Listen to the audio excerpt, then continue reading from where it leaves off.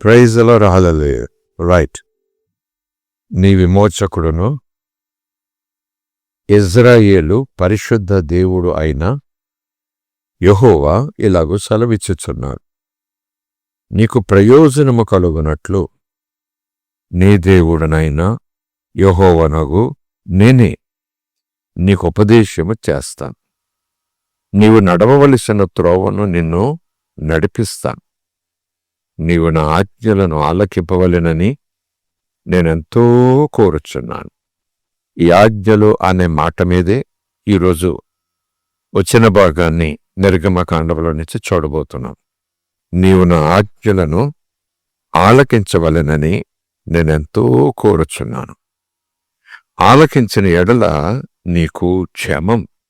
అది నదివలే, నీ నీతి సముద్ర తరంగముల వలె. ఎవరి నీతి? మానవ నీత, శరీర సంబంధమైన నీత, లోక సంబంధమైన నీత, భక్తి అంటే పరిచయల మాదిరిగా వస్త్రాలు, ప్రార్థనలు చేశాము, చేస్తున్నాము, ఆ నీత అయితే దేవుని దగ్గర పనికిరాదు. అది భక్తిలో ఒక భాగభేత అయి ఉండొచ్చు గాని మొదట దీవుని చేత మనం నీతిమంతులుగా తీర్చబడి ఆ నీతి మీద ఆధారపడి మనం నీతిమంతులుగా ఉండటానికి ప్రయత్నం చేయాలి. స్తోత్రం కలుగునుగాక. సో దేవుడు నీకు కృపతో అనుగ్రహించిన ఆ దేవుని నీతి సముద్ర తరంగముల వలె ఉంటుంది. అంటే దేవుని కృప, దేవుని దయ, జాలి, కనికరం, సహవాసం తెరలుగా నీ మీదకి వచ్చి పడుతూ ఉంటుంది. ఆ స్థితిలోనికి, ఆ స్థాయిలోకి నేను నడిపించడమే కాదు, ఒక్కొక్కసారి అయ్యో మునిగిపోతున్నాను అనుకుంటావు, మరలా కెరటం వచ్చి నేను అమాంతం లేపుతుంది. కేవలం దేవుని కృపతో అంతంతెత్తుకు వెళ్ళి స్థిరమైన స్థలానికి ఆ కెరటం నిన్ను చేరుస్తుంది. స్తోత్రం. నీవు నా ఆజ్ఞలను ఆలకింపవలెనని నేనెంతో కోరుచున్నాను. ఆలకించిన ఎడల, ఆలకించాలని దేవుని కోరిక, ఆలకించిన ఎడల నీకు క్షేమం. ఆలకించకపోతే, ఎందుకంటే చాలా సందర్భాల్లో మనం కూర్చున్న కొమ్మను మనమే జ్ఞానవంతులమని నరికేసుకుంటుంటాం, కోసుకుంటుంటాం, పొయ్యిలోకో చలికో దేనికో. కానీ ఆ కోసే విధానం, తాను కూర్చున్న కొమ్మను తాను నరుకుకున్న విధానంగా, అలాగ దేవుని పిల్లలు ఉండకూడదు. స్తోత్రం కలుగునుగాక. అంటే కావాలని మనము దేవుని మాట వినని వారిగా మనం ఉండకూడదు. దేవుని మాట వినని ఆ అలవాటు మనలోనికి వ్యసనముగా రాకూడదు. దాని ఫలితం, పర్యవసానం వెంటనే కనపడకపోయినా, నడిచి వెళుతున్నాను, ఏదో చిన్న ఆటంకం, అభ్యంతరం వచ్చింది, తూలాను, బ్యాలెన్స్ కాసుకోలేకపోయాను, పడ్డాను. ఇమ్మీడియట్గా జరిగింది. నేను సరిగా చూడలేనందువల్ల, సరిగా నడవలేనందువల్ల, తెలియని అభ్యంతరం అక్కడ వచ్చినందువల్ల బ్యాలెన్స్ తప్పాను, తప్పటడుగు వేశాను. పడిన వెంటనే ఫలితం కనపడింది. బ్యాలెన్స్ తప్పిపోవటం, 2 నేల మీద పడటం, 3 గాయమవటం. ఇమ్మీడియట్గా నాకు ఫలితం కనపడింది. ఒకవేళ ఎవరైనా ఇంట్లో జరిగితే అమ్మా నాన్న ఇలా అంటారేమో, వీధిలో జరిగితే పక్కనున్న పెద్ద ఆయన ఇలాగ అంటాడేమో. అమ్మ నాన్న అంటారు, ఏంట్రా కళ్ళు నెత్తి మీద పెట్టుకుని నడుస్తున్నావా అంటారేమో. వీధిలో పడితే పక్కింటి ఆయన కొంచెం చూసుకుని అడగొచ్చు కదా బాబు అంటారేమో. స్తోత్రం కలుగునుగాక. కొన్నిసార్లు ఆ తత్తరపాటు, ఆ బ్యాలెన్స్ తప్పిన విధానానికి వెంటనే మనకు రిజల్ట్ కనపడవచ్చు. ఆ రిజల్ట్ గాయం కావచ్చు, ఈవెన్ రక్తం కావచ్చు. ఆ పడిన విధానాన్ని బట్టి 10 రోజులు మంచం మీద వైద్యులు పడుకోబెట్టొచ్చు. అప్పుడు మనం తేరుకున్న తర్వాత మళ్ళా ప్రాంతానికి వెళ్ళినా, ఆ వేగంలో వెళ్ళినా, అలా నిర్లక్ష్యంగా వెళ్ళినా నాకు ఈ గతి తప్పదు కదా అంటూ చాలా జాగ్రత్తగా ఉంటాం. స్తోత్రం కలుగునుగాక. ప్రైజ్ ది లార్డ్, హల్లెలూయా. నీవు నా మాట వినిన ఎడల నీకు క్షేమం అన్న మాట వెనకున్న సులువుగా అర్థమయ్యే ఒక చిన్న సందర్భం, సన్నివేశం మీకైనా నాకైనా పరిశుద్ధాత్ముడు ముందుంచాడు. స్తోత్రం కలుగునుగాక. హల్లెలూయా. ఆయన మాట వినకపోవటము బ్యాలెన్స్ తప్పటమే. కుడికి గాని ఎడమకు గాని నీవు తప్పిపోకుండానట్లు నా మాటను నువ్వు ధ్యానం చేస్తే అది నిన్ను తిన్ననైన మార్గములో నడిపిస్తుంది. స్తోత్రం కలుగునుగాక. నీ పాదముల తొట్టిల్లకుండా ఉండునట్లు ఆ దేవుడు మీకు సహాయం చేయునుగాక అంటూ సంఘానికి ఉత్తరం ముగుస్తూ అపొస్తలులు చాలా సందర్భాల్లో చివరి మాటగా రాస్తారు. తొట్టిల్లకుండా మిమ్ములను కాపాడుటకును యేసుక్రీస్తు ప్రత్యక్షమైనప్పుడు ఆయన ముందు సరిగా సిద్ధపడి ఉండేలాగున నిలబెట్టుటకును ఆ మహాదేవుడు తన సామర్థ్యంతో మీకు సహాయం చేయునుగాక అంటూ ఉత్తరాలు ముగిస్తారు. స్తోత్రం కలుగునుగాక. సో అలాగున కొడియడములకు తొలగిపోకుండా తొట్టిల్లకుండా సహాయం చేసేది నడిపించేది ప్రభువే. కనుక ఆ రోజు యెషయా ద్వారా ఈరోజు ఈవెన్ తరాలు ముగిసే వరకు యుగాంతము వరకు ప్రభు మధ్యకసులకు వచ్చే వరకు ఈ మాట నిలిచి ఉంటుంది. ఆకాశములు గతించిపోతాయి, భూమి గతించిపోతుంది. ఆకాశములు 7 అంటారు. ఆకాశం అంటే శూన్యములాగా అనిపించవచ్చు. ఆకాశములు 7 అంటారు. మధ్యాకాశం అంటారు. భూమి ఒకటే. ఆకాశములు గతించిపోయినా భూమి గతించిపోయినా, ఆకాశం కాదు, ఆకాశములు గతించిపోయినా భూమి గతించిపోయినట్టు. ఆకాశములు అంటే సూర్యుడు, చంద్రుడు, నక్షత్రాలు ఎక్కడ కనపడినటువంటి రీతి అన్నట్టు గతించిపోవు. కానీ ఒకవేళ గతించిపోయినా, భూమి గతించిపోయినా నా మాట నిల్చుంటుంది. ఆ మాట మనం వింటాం. ఆ మాట మనం వినాలి.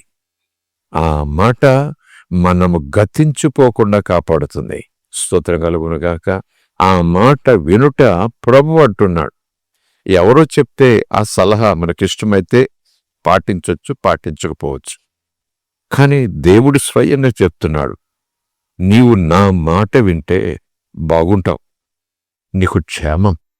ఆ క్షేమం నీతో ఆగిపోదు, నీ తరతరాలకు ప్రవహిస్తుంది. నేనెంతో కోరుచున్నాను, ఆలకించరి ఎడల నీ క్షేమము నది వలెను, నీ నీతి సముద్ర తరంగముల వలెను ఉంటుంది.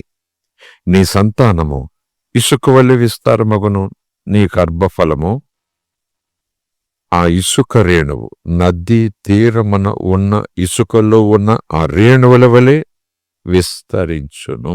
స్తోత్రం. వారి నామము నా సన్నిధి నుండి కొట్టివేయబడదు, మరువబడదు. ఈ మాటను లింక్ చేస్తూ కాస్త నిర్గమకాండంలోనికి వెళుతున్నా. అక్కడ ఒక ఆజ్ఞను చూస్తాం. ఆజ్ఞను పాటిస్తే క్షేమం, ఆజ్ఞను పాటించకపోతే ఈ 19వ వచనంలో చివరి భాగం అది చూసారా? ఆ మాట మొదట్లో అక్కడ పలికాడు, తర్వాత యెషయా కాలం వచ్చేటప్పటికి ఇక్కడ కొట్టివేయబడదు అంటున్నాడు. దేని గురించి మాట్లాడుతున్నాడు అనేది మనం పరిశీలన చేద్దాం. స్తోత్రం కలుగునుగాక. Praise the lord. ఆజ్ఞ అనే మాట మీద మనసు పెట్టాం. అది నువ్వు ఆలకించాలి అంటే అనుసరించాలి. దేవుని ఆజ్ఞ అంగీకరించకపోయినది ఉండదు. నిజానికి ఆయన నాకు దేవుడైతే, ఆయన అధికారము కలిగినవాడు, సర్వాధికారి అని నేను గుర్తిస్తే, రికగ్నైజ్ చేస్తే, అందులో ఎవరెన్ని చెప్పినా లేదు మీరెన్ని చెప్పండి, ఆయనే సర్వాధికారి అనే గురి నాకు కలిగినప్పుడు ఆ సర్వాధికారి నోటి వెంట వచ్చిన మాట అధికారంతో ఉంటుంది. కనుక అధికారమునకు నేను శిరస్సు వంచాలి. అప్పుడైన నాకు దేవుడు. స్తోత్రం కలుగునుగాక. దేవుడు దేవుడుగా ఉంటాడు, నేను భక్తునిగా ఉంటాను, నో ప్రాబ్లం. కానీ ఆయన మాటకు నేను చెవి యొగ్గకపోతే, ఆయన అధికారమునకు నేను శిరస్సు వంచకపోతే, ఆయన మాట వల్ల నాకు క్షేమం కలుగదు అని నిర్ణయం నా యొక్క వ్యక్తిగత నిర్ణయాలలో స్పష్టంగా కనపడుతూ ఉంటే, దానికి దేవుడు అన్యాయం చేశాడని అనకూడదు, దేవుడు కీడు చేశాడని అనకూడదు. దేవుని మీద మనం నేరం మోపలేం. స్తోత్రం కలుగునుగాక. హల్లెలూయా. దేవుని మీద మనం వేలెత్తి చూపకూడదు. అదే మనం చూడబోతున్నాం. ఈరోజు ఒక చిన్న సన్నివేశం. గడిచిన ఆదివారం ఇక్కడ ఆరాధన అయిన తర్వాత రాత్రి వాళ్ళు వెళ్ళినప్పుడు అక్కడ ఒక అంశం దేవుడు నా మనసులో పెట్టారు. అంశం తప్పకుండా పాఠాలుగా చేయటం కాదు గాని ఆలోచన తప్పక చేయాలని నాకు అనిపించి మధ్యాహ్నం ఇక్కడ చెప్పిన వర్తమానం కొన్ని ప్రత్యేకమైన అంశాలను అక్కడ వివరించే అలవాటు ఎప్పుడు నాకు క్రొత్త ప్రసంగం ఏం చేయను నేను. ఉదయం ఇక్కడ, సాయంకాలం అక్కడ, ఆ దినం సంఘం కోసం దేవుడు సిద్ధపరిచిన మాట అని భావిస్తాను. అయితే ఆ రోజు ప్రారంభంలో దేవుడు మరొక రూట్లో తీసుకెళ్లాడని అనను గాని ఒక ప్రత్యేకమైన అంశాన్ని నా మనస్సులో పదే పెట్టినట్టుగా నాకు అనిపించింది. అది ఎంతైనా ఒకసారి ఆలోచన చేయాలని కూడా నాకు అనిపించింది. అది మతముగాను, మతములో విశ్వాసములో ఒక భాగముగాను, లేదా విశ్వాసులందరూ ఖచ్చితంగా అలా చేయాల్సిందే అని ఎవరో ఆజ్ఞ ఇచ్చినట్టుగా సంఘము, విశ్వాసులు భావిస్తున్న ఆ మాటను నిజముగా అది ఆజ్ఞ, నిజముగా అది ఆజ్ఞగా ఎందుకు మనం స్వీకరిస్తున్నాం? ఆజ్ఞగా ఇచ్చినదేమో దూరం పెడుతున్నాం. ఆజ్ఞగా ఇవ్వని దానిని ఆజ్ఞగా ఇచ్చారని అలాగున మనం చేసుకుపోవటానికి ఇష్టపడుతున్నాం అంటూ ఒక విషయం నేను మాట్లాడాను. ఆ విషయం ఈ ఉదయం మీతో ముచ్చటించాలని, మీతో పంచుకోవాలని ఆశపడుతున్నా. ఇది మీ ప్రశ్న మా జవాబు అనే సన్నివేశాల్లో చాలా చోట్ల వచ్చుండొచ్చు. బహుశా నేను చెప్పే మాటలు అక్కడ కూడా వారు సమాధానాల్లో కొంచెం చెప్పుండవచ్చు, లేదా మరొక రీతిగా ఎక్స్ప్లెయిన్ చేసి ఉండొచ్చు. ఏదేమైనా మీరు నేను కలిసి పరిశుద్ధాత్మ మన హృదయాలను సిద్ధపరుస్తూ పరలోకం తెరిచి పవిత్రమైన ఆత్మజ్ఞానాన్ని వాక్యంలో నుంచి మన ముందు కుమ్మరిస్తుండగా ఆసక్తిగా వినటానికి ఒక చక్కటి నిర్ణయం తీసుకోవటానికి ప్రయత్నించేద్దాం. దేవునికి స్తోత్రం. హల్లెలూయా. సరే, ఈ మాటలను బేస్ చేసుకుని ఇక మరలా పేతురు దగ్గరికి కాదు, నువ్వు చెప్పినట్లు చేస్తా. ఆయన చెప్పినట్టు పడవలో చోటు, ఆయన చెప్పినట్లు వలలు తీసుకునే ప్రయాణం, ఆయన చెప్పిన చోట వల వేయటం, నువ్వు చెప్పినట్లు చేస్తారటోళ్ళు అవన్నీ ఉన్నాయి. ఆయన చెప్పినట్టు లోతుకు నడిపించాలి. ఆయన మరలా చెప్పే వరకు నడిపించడం ఆపకూడదు. ఆయన చెప్పిన తర్వాత నడిపించడం ఆపాలి. ఆయన చెప్పిన తర్వాత వల వేయాలి. నేను అనుకుంటున్నాను ఆయన చెప్పిన తర్వాతే వల తీయాలి. స్తోత్రం కలుగును గాక. హల్లెలూయా. ఇంత పర్టికులర్గా దేవుడు నడిపిస్తాడా? ఇంత పిన్ పాయింట్గా దేవుడు నడిపిస్తాడంటే ఎస్, అవును అని ఎన్నో సాక్ష్యాలలో రుజువులు మనకు లభిస్తాయి. మీరు వినే ఉంటారు. భక్త సింగ్ గారి యొక్క జీవిత చరిత్రని చదివి ఉంటే ఎక్కడో ఒక పేజీలో మీరు ఆ మాట చదివే ఉంటారు.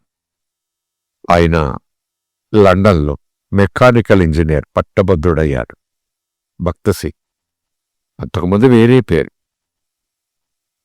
పట్టభద్రుడైన తర్వాత క్రీస్తు అంటే ఇష్టం లేదు, క్రీస్తు తనకు పని లేదు, కానీ అద్భుతంగా పట్టబడ్డాడు. చెప్పినట్టు దేవుడు చెప్పినట్లు చేయుట అనే దాని మీద ఆ సాక్ష్యాన్నంతా కూడా నేను కుదించేస్తున్నా. ఎలా రక్షించబడ్డారో, ఎప్పుడు రక్షించబడ్డారో, అప్పుడు ఏం జరిగింది అనేది ఆయన పుస్తకం చదవండి, నో ప్రాబ్లం. అలాగూన అద్భుతమైన రీతిలో దేవుడు ఆయన పట్టుకున్నప్పుడు మారు మనసు పొందిన విధానం, ఆయన ప్రత్యక్షతను పొందిన విధానం, ఆ తీరు ఆయనను ఎంత తీవ్రమైన నిర్ణయం తీసుకునేలా చేసిందో. అప్పుడే లండన్లో ఉండొచ్చు, మెకానికల్ ఇంజనీర్గా ఉండొచ్చు, అక్కడే పని పాట చక్కపెట్టుకుంటూ విదేశాల్లో ఉద్యోగం చేస్తూ అక్కడే ఏదో సాక్షిగా వాడబడవచ్చు. అందుకే చెప్తున్నాను, పిలుపు దేవుని పిలుపు. స్తోత్రం కలుగునుగాక. హల్లెలూయా. వెంటనైనా ఇండియా మీద భారం వచ్చేసింది. ఇండియా దేశం వెళ్ళిపోవాలి. ఈ ప్రభు ప్రేమను నా జనులతో చెప్పాలి. అంటే సిక్కులు, పంజాబ్, నా ప్రజలతో చెప్పాలి, నా జనాంగంతో చెప్పాలి, ఈయన నిజ దేవుడని అంటూ ప్రయాణం ప్రారంభించాడు. అన్ని సిద్ధం చేసుకుని, లేఖనం కాదు ఆ పుస్తకంలో మాట. ఆయన ఒకవేళ మారు మనసు పొందిన తర్వాత మళ్ళీ ఎప్పుడైనా కాస్త మనసు చెలుస్తుందేమో, ఇలాగా దేవుని సేవ చేస్తూ ఇలాగా కూడా చెయ్యొచ్చు కదా అని అనుకోవచ్చేమో, అలా మళ్ళా ఆకర్షణలోకి వెళ్ళిపోతానేమో అంటూ ఆ చేతికొచ్చిన డిగ్రీని చింపేశాడట, డస్ట్బిన్లో పడేశాడట. కొంతమందికి అలాంటి చర్యలు వింతగా వెర్రితనంగా, బతకటం చేతకానోడు అంటూ కొంతమంది దైవజనులు కూడా అలాగున సమర్పించుకున్న వాళ్ళని చూసి వెకిలిగా చూస్తారు. తొందరపడ్డావు బ్రదరు నువ్వు. ఎప్పుడైనా మళ్ళా కష్టం వచ్చినప్పుడు కాస్త ఎవడో ఒకడు ఉద్యోగం ఇస్తాడు కదా, ఆ ఉద్యోగం చేసుకుంటే మళ్ళీ సేవ చేయొచ్చు కదా, నువ్వు చాలా తొందరపడ్డావు బ్రదరు అంటూ కొంచెం సర్ది చెప్పి గొప్ప సలహా ఇచ్చేవారు ఉంటారేమో. నీ దినాల్లో వాటి సంఖ్య పెరుగుతూ ఉండొచ్చు. కానీ ఆయన జీవిత చరిత్రలో జరిగింది చెప్తున్నానంతే. అది చింపేశారట. చింపేసి డస్ట్బిన్లో పడేది. మరలా నేను మనసు చెల్లించి మనసు మార్చుకుని కష్టం వల్ల, నష్టం వల్ల, హింస వల్ల, ఎందుకంటే మారు మనసు పొందినప్పుడు ఆయన జరిగిన సూచన ఏంటంటే, నా నామము నిమిత్తం నువ్వు అనేక హింసలు ఎదుర్కోవాలి, వెలివేయబడతావు, దూషింపబడతావు అనే మాట గుండెలను తాకి, అలాంటి సందర్భంలో కాస్త చెల్లించి ఇక్కడైతే ఏముంది, అక్కడైతే ఏముంది, ఎక్కడైనా సేవే కదా అంటూ మళ్ళా లండన్ వచ్చేస్తారు. లేదా ఇండియాలోనే ఎక్కడో ఒక చోట, బాబు నాకు కొంచెం ఉద్యోగం ఇవ్వండి, లండన్లో చదివాను, ఇదిగో డిగ్రీ ఫస్ట్ క్లాస్ అని చెప్తే కాస్త బోవ దొరుకుతుంది. హింసలు, శ్రమలు, నోటి దగ్గర భోజనం లేనప్పుడు, కట్టుకోటానికి వస్త్రం లేనప్పుడు, ఉండటానికి గూడు లేనప్పుడు, ఒకవేళ అవసరమైతే ఎవరూ నాకు సహాయం చేయనప్పుడు, ఏకాకినైపోయినప్పుడు ఈ డిగ్రీ నాకు పనికొస్తుంది. ఎవడు ముందు పెట్టినా సరే రాబాబు అని ₹1000 జీతం ఇస్తారు అని దాచుకోలేదట. అలాంటి చంచలమైన మనసు వస్తుందేమో, శిలువ భుజం మీద పెట్టుకుని మళ్ళా పరిస్థితుల ప్రభావం శిలువ దింపేసి పూలదండ భుజం మీద పెట్టుకోవడానికి ఇష్టపడతానేమో అనే స్థితిలో ఆ తొలి దినాల్లో డిగ్రీ చంపేసి డస్ట్బిన్లో పడేసి వచ్చారు. బొంబాయిలో దిగారు. ఎవరి దగ్గరికి ఇంకా వెళ్ళలేదు. అక్క బొంబాయిలో ఉంది. ఎవరికీ తెలియదు తను రక్షణ పొందినట్టుగా. అక్క ఆహ్వానించింది, ఇంట్లో పెట్టింది. కానీ తమ్ముడు వైఖరి చూస్తుంటే ఆ సద్దార్జీలు అంటే గురునానక్ రాసినటువంటి ఆ పుస్తకం, ఆ సుభాషితాలు, బోధ, లేదా ఆ రీతి ఆ భజన, ఆ రీతి ధ్యానం, ఒకవేళ అనుకుంటే పూజ అనుకోండి, అవేమీ చేయటం లేదు. కొద్ది రోజులకు అర్థమైపోయింది ఆవిడికి, ఎవరు కొత్త దేవుడు పట్టుకున్నాడు తమ్ముడని. మరుక్షణం ఇంట్లోంచి బయటికి గెంటేసింది ఆవిడ. ఇంటిలోంచి బయటికి గెంటేసిన రోడ్డున పడ్డాడు. లండన్లో మెకానికల్ ఇంజనీరింగ్ మంచి మార్కులతో పాస్ అయిన వ్యక్తి రోడ్డున పడ్డాడు. పెట్టేవారు లేరు, మంచిళ్ళు ఇచ్చేవారు లేరు, పలకరించేవారు లేరు. పార్కులో పడుకున్నాడు. చేతిలో 2 పావలాలు జేబులు ఉన్నాయి. 2 పావలాలు ఆ రోజుల్లో. పార్కులో పడుకున్నాడు. దాహం వేస్తామంటే కొళాయిలో నీళ్లు తాగాడు. కాసేపటికి అనిపించింది 2 పావలాలు ఉన్నాయి, ఏదైనా కొంచెం ఆహారం తీసుకుని కడుపు నింపుకుందాం, కడుపు కాలిపోతా ఉంది ఆకలితో అంటూ పావలాలు ఇలా సర్దుకున్నాడట. మళ్ళా ఇంకొక ఆలోచన వచ్చింది, ఈ పావలాలతో నేను కడుపు నింపుకోనా, దేవుని సేవ చెయ్యాలి కదా, దేవుని సేవ చేయటం మంచిది కదా అంటూ ఆ పావలాలు 2 తీసుకుని ఒక క్రైస్తవ పుస్తకాల ఒక షాప్ దగ్గరికి వెళ్ళి ఎన్ని కరపత్రాలు తీసుకున్నాడు. ఆ కరపత్రాలు లారీ యూనియన్ అంటే పంజాబీస్ ఎక్కువగా తమ లారీలో నిలుపుకునే చోటు ఉంది, అక్కడికి వెళ్ళాడు. అక్కడికి వాళ్ళందరికీ ఈ కరపత్రము అందించాడు. ఒక్కొక్కరికి విస్తారంగా. చాలా సంతోషమైపోయింది. ఆకలి మర్చిపోయాడు, దాహం మర్చిపోయాడు. మళ్ళా పార్కు దగ్గరకు వచ్చేసాడు. బెంచ్ మీద పడుకున్నాడు. ఆకలి, ఇంకా ఆకలి. అప్పుడు ఇలా ప్రార్థించాడట. వచనం ఆ పుస్తకంలో ఉంది. ఇలా ప్రార్థించాడట, ఆ ఉన్న 2 పావలాలు కూడా నీ సేవకే ఖర్చు పెట్టానయ్యా. ఆ 2 పావలాలు 1 పావలా ఖర్చు పెట్టి 1 పావలాతో నేనేదో ఒకటి తినొచ్చు, కానీ నీకోసం, అదే కదా నా పని మీద వచ్చాను నేను, త్యాగం. 2 పావలాలు కూడా నీకోసం ఖర్చు పెట్టా, ఇప్పుడు నువ్వు నా ఆకలి తీర్చాలి కదా మరి అంటూ ప్రార్థన చేసుకుంటున్నాడట. అడుగుతున్నాడు, ప్రార్థన చేసుకుంటున్నాడట. అప్పుడు స్వరం వినబడిందట. ఆశ్చర్యపోవాలి. ఆ స్వరం స్తోత్రం కలుగునుగాక, హల్లెలూయా, భలా నమ్మకమైన మంచి దాసుడా అనేమి ఆ స్వరం మాట్లాడలేదు. ఆశ్చర్యం. అది అండర్లైన్ చేసుకుంటారు చాలామంది. భక్త సింగ్ గారి యొక్క జీవిత చరిత్రలో ఆయన అనుభవాన్ని చాలామంది అండర్లైన్ చేస్తారు. ఏం మాట్లాడే ప్రభు అంటే, ఆ పని ఎవరు చేయమన్నారు నిన్ను అన్నారట. నేనేమైనా నీకు ఆ పని చెప్పానా అన్నారట. ఆశ్చర్యం కదా. ఇక్కడ ఈ మాటలు బేస్ చేసుకోండి. ఈ మాటలు బేస్ చేసుకొని ఆయన చెప్పినట్లు చేయటం, చెప్పినప్పుడు చేయటం, చేయమన్నట్టు చేయటం. స్తోత్రం కలుగునుగాక. ఎంత పిన్ పాయింట్గా ఉంటుందో. బైబిల్లో ఉదాహరణలు అయితే ఎప్పుడో అక్కడ జరిగి ఉండొచ్చు, కానీ ఇప్పుడు ఈ కాలంలో ఎక్కడ జరుగుతుందండి అని అనుకోవటానికి ఆ దైవించాడు మన కాలంలో వాడే, మన ముందు తరంలో దేవుని దగ్గరికి వెళ్ళిపోయిన వాడే. నిన్న మొన్న అంటే కొద్ది సంవత్సరాల క్రితం వరకు అనుకుందాం. స్తోత్రం కలుగునుగాక. నేనేమైనా పని చేయమన్నానా, నేనేమైనా చెప్పానా చేయమని అని వినపడిందట స్వరం. మళ్ళీ అదేంటి ప్రభా, కరపత్రాలు పంచటం, ఉన్న 2 పావులాలు కరపత్రాలు కొనేసి పంచిపెట్టడం త్యాగం కదా, సేవ కదా, నీకోసమే కదా. అదే స్థితిలో వచ్చాను కదా విదేశాల నుంచి నేను, నువ్వు రమ్మంటే. మళ్ళా రెండోసారి సేమ్ అదే మాట. నిన్న పని చేయమన్నానా, నిన్న పని చేయమన్నానా అని మళ్ళా రెండోసారి వినబడిందట. స్తోత్రం కలుగునుగాక. ప్రైజ్ ది లార్డ్, హల్లెలూయా. ఆ తర్వాత ఆయన దాని వివరాలు రాస్తారు. ఆ వివరాల్లో వచ్చినమేంటంటే, యెహోవాయే కాడి మోపువాడు, యెహోవాయే కాడి మోపువాడు అనే లేఖనం ఆయన అక్కడ రిఫరెన్స్ ఇస్తారు భక్త సింగ్ గారు. నా మట్టుకు నేను కాడి మోయటం ఒకలా ఉంటుంది, కానీ ఆ కాడి పెట్టేవాడు యెహోవా. అదే పిలుపు, అదే సేవ. స్తోత్రం కలుగునుగాక. హల్లెలూయా. నేను చేయమన్నానంటే, నేను చేయమంటే పావలా ఖర్చు పెట్టు, నీ జేబులో ఉన్నాయి కదా, నా సేవ అంటూ వచ్చావు కదా, వెళ్ళు కరపత్రాలు పంచు, నేను నీ కడుపు నింపుదానిలే అనొచ్చు. కానీ ఆ పావలాలు ఖర్చు పెట్టడం, కరపత్రాలు కొన్ని పంచిపెట్టడం మన దృష్టిలో భక్తి, మన దృష్టిలో అది సేవ, మన దృష్టిలో అది మంచిదే కదా. దేవుని కోసం తన దగ్గరున్న ఆ ₹10 ఖర్చు పెట్టేశాడు, రేపు సాయంకాలం ఏం తినాలో ఏం తెలీదు అంటూ మనం ఒక లెవెల్లో ఆలోచన చేస్తాం. సహజ విశ్వాసులు ఎవరైనా సరే, సేవకుడు ఎవరైనా అవును కదా, నిజమే కదా, నిజానికి అలాంటిదే కదా త్యాగం అంటే అంటాం. భక్త సింగ్ గారి యొక్క అనుభవం ఒక్కొక్కరికి ఒక్కొక్క అనుభవాన్ని కొట్టిపారేస్తే ఏమో, కానీ దాని మనస్సులో ఒక దేవుడిచ్చిన పరిశుద్ధాత్మ పైనుంచి వచ్చే ఆత్మజ్ఞానంతో అవగాహన చేసుకుంటే, అది దేవునిపైనైనా సరే దేవుడు చెప్పినట్లు చేయాలి, దేవుడు చెప్పినప్పుడు చేయాలి, దేవుడు చేయమన్నట్టు చేయాలి.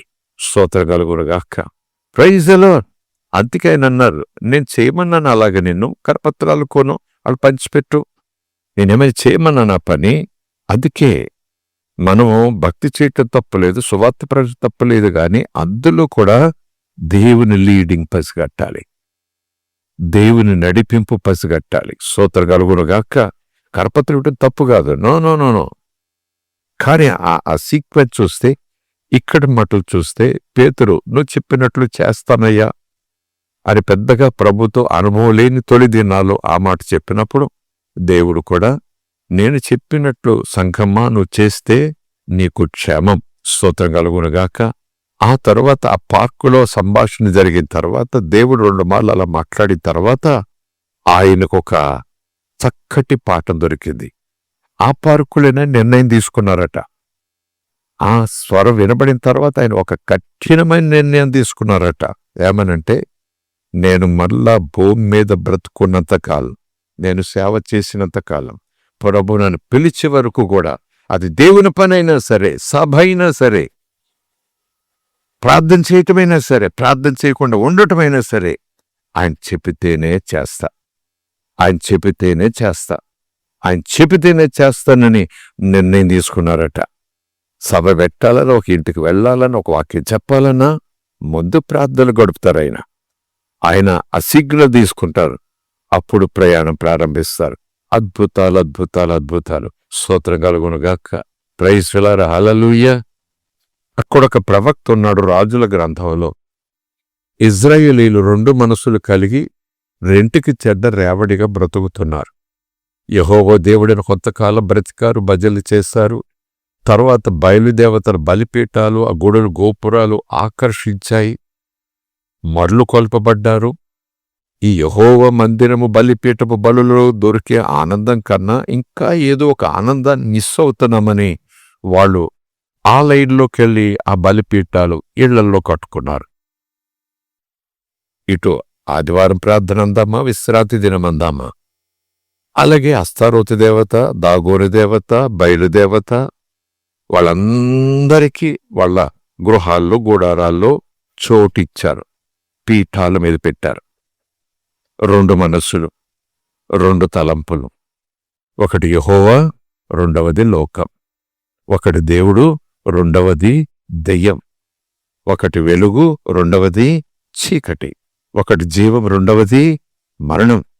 ఆ దేవుడు చెప్పినట్టు చేసిన కాదది. నేను తప్ప మరొక దేవుడు మీకు ఉండకూడదు, నా ముందే మీరు సాగిలపడాలని చెప్పి ఎన్నో అద్భుతాలతో రాజుల గ్రంథంతో అక్కడ తీసుకొచ్చినటువంటి ఆ దేవుడిని వీళ్ళు వదిలేసి, అక్కడ సన్నివేశాన్ని బట్టి చెప్తున్నాను, 2 మనస్సులైపోయినాయి వాళ్ళకి. కరువు వచ్చేసింది దేశం మీదకి.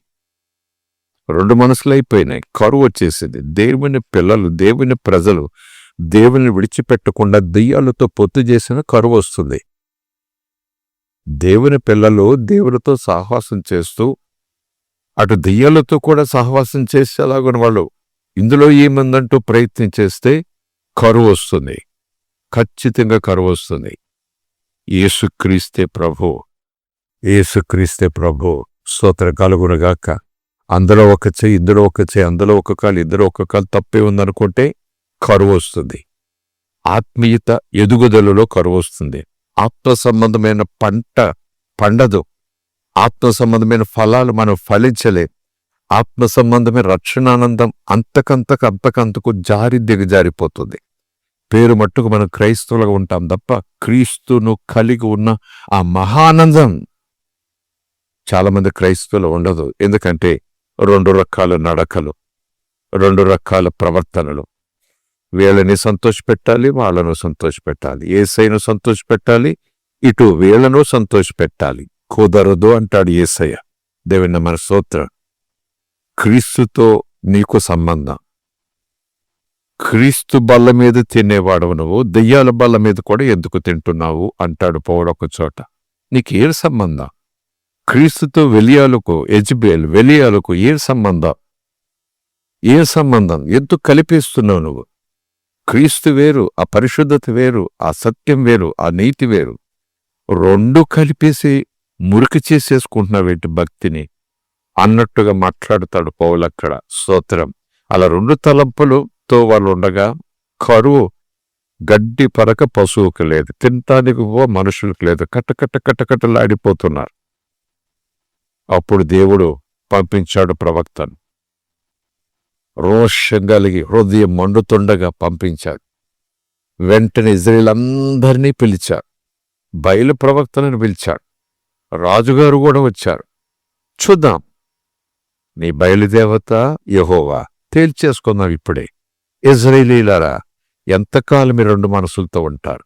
ఎంతకాలం మీ 2 పడవల మీద కాళ్ళేస్తారు అంటూ వాళ్ళను కూడా హెచ్చరిస్తూ, సరే ఇప్పుడే తేల్చేసుకుందాం, ఇప్పుడే రుజువు చేసుకుందాం అంటూ వాళ్లకు ముందు సమయం ఇచ్చాడు. మీరు కదా ప్రవక్తలు కదా, బయలు అంటున్నారు కదా, ఓకే, మీరు బలిపీఠం కట్టండి. ఆ బలిపీఠం మీద మీ దేవునికి ఇష్టమైన బలులు మీరు వేయండి, పిలవండి.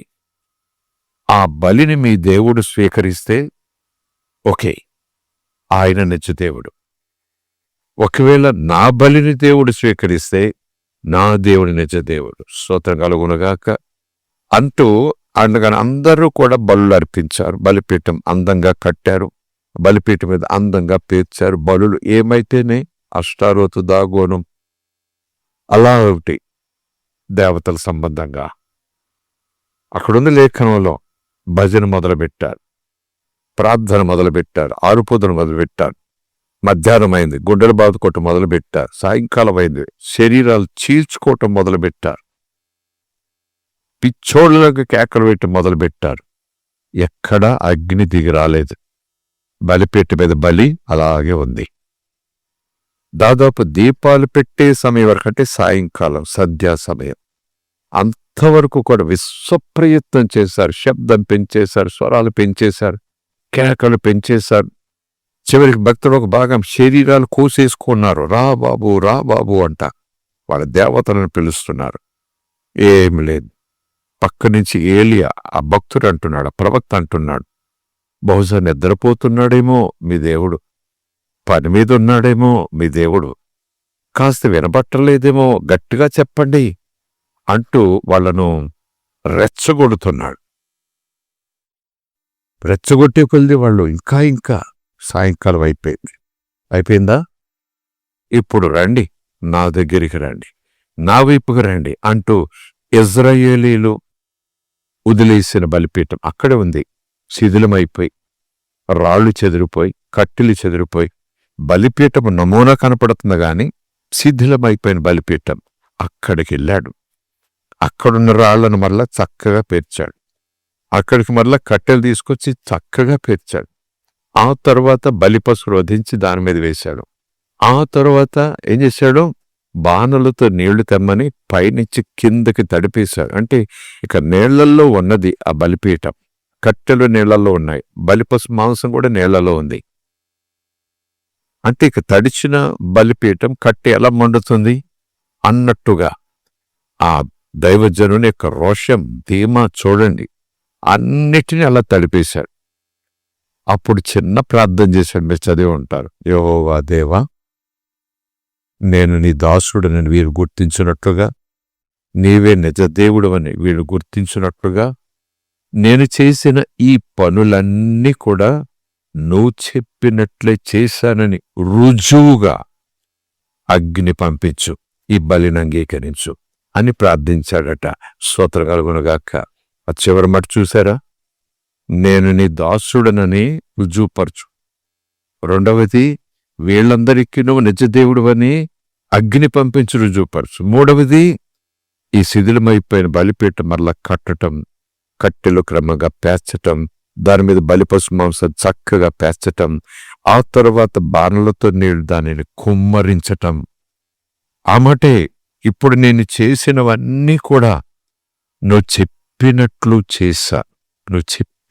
చేశా సుతం. అందుకే అంటున్నాను, నీవు నా మాట నా ఆజ్ఞ ఆలకించిన యెడల నీకు క్షేమం. నదివలే. ఓ హల్లెలూయా. అక్కడ పేతురు నువ్వు చెప్పినట్లు, ఇక్కడ ప్రవక్త నువ్వు చెప్పినట్లే చేశా. ఎవ్రీథింగ్, ఎవ్రీ డిసిప్లిన్, ఇటుక మీద ఇటుక చెప్పినట్లు, కట్టెలు చెప్పినట్లు, బలిపశు మాంసం చెప్పినట్లు, ఇవన్నీ నువ్వు చెప్పినట్లే చేశాను. భక్త సింగ్ గారికి నేను చెప్పలేదు కదా నీకు కరపత్రాలు పంచమని, ఆ పావలతో కరపత్రాలు పంచమని నేను చెప్పలేదు కదా అనటం చాలా ఆశ్చర్యం కదా. సేవల ముందుకు దూకేవారికి, ఏమైనా సరే చావు బ్రతుకట్టు ఉన్నపాటున ఇల్లు వాకిలి వదిలి పరిగెత్తేవారికి, ఆ తర్వాత ఎదురు దెబ్బలు తిన్న తర్వాత అయ్యో అంటూ మళ్ళా విసిగి వేసారి లోకంలో కలిసిపోయేవారికి, నిజానికి ఒక్కొక్కరికి పిలుపు ఉంటే ఉండొచ్చేమో, కానీ అది ఒక అద్భుతమైన సత్యాన్ని బోధిస్తూ ఉంది. ఇటు ప్రవక్తను చూసినా, ఇటు పౌలు భక్తుని చూసినా, అటు భక్త సింగారు అంటే ఆ దినాల్లో చూసినా, అపొస్తలుడైనటువంటి పేతురు తాను ట్రైనింగ్ అవుతున్న ఆ టైంలో తనను యేసు పిలవటానికి ముందు తానే అన్నాడు, నువ్వు చెప్పినట్లు నీ మాట చొప్పున వేస్తాను వల. స్తోత్రం కలుగునుగాక. Praise the lord. హల్లెలూయా. అలాగున ఆయన మాట చొప్పున చేయుట మీకు నాకు క్షేమం. అది లేఖనానుసారంగా లోతుగా అధ్యయనం చేసి, అధ్యయనంలో ఉన్న సత్యాన్ని మనం చేతబట్టి, ఆ సత్యంలో నుంచి సర్వసత్యంలోనికి మనం వెళ్ళటానికి పరిశుద్ధాత్మ సహాయంతో ప్రయత్నం చేయాలి. ఆత్మచేత నడిపించబడుటంటే అంతే. ఎందరైతే ఆత్మచేత నడిపించబడతారో వాళ్ళందరూ దేవుని కుమారులవుతారు. వాళ్ళందరూ దేవుని కుమారులని పిలువబడతారు. స్తోత్రం కలుగునుగాక. మరొక చోట ఆ మాటకు రకరకాల తాత్పర్యాలు, ఆ మాటకు రకరకాల అర్థాలు, ఆ మాటకు రకరకాల నిర్వచనాలు భక్తులు చెప్పారు, దైవజనులు చెప్పారు.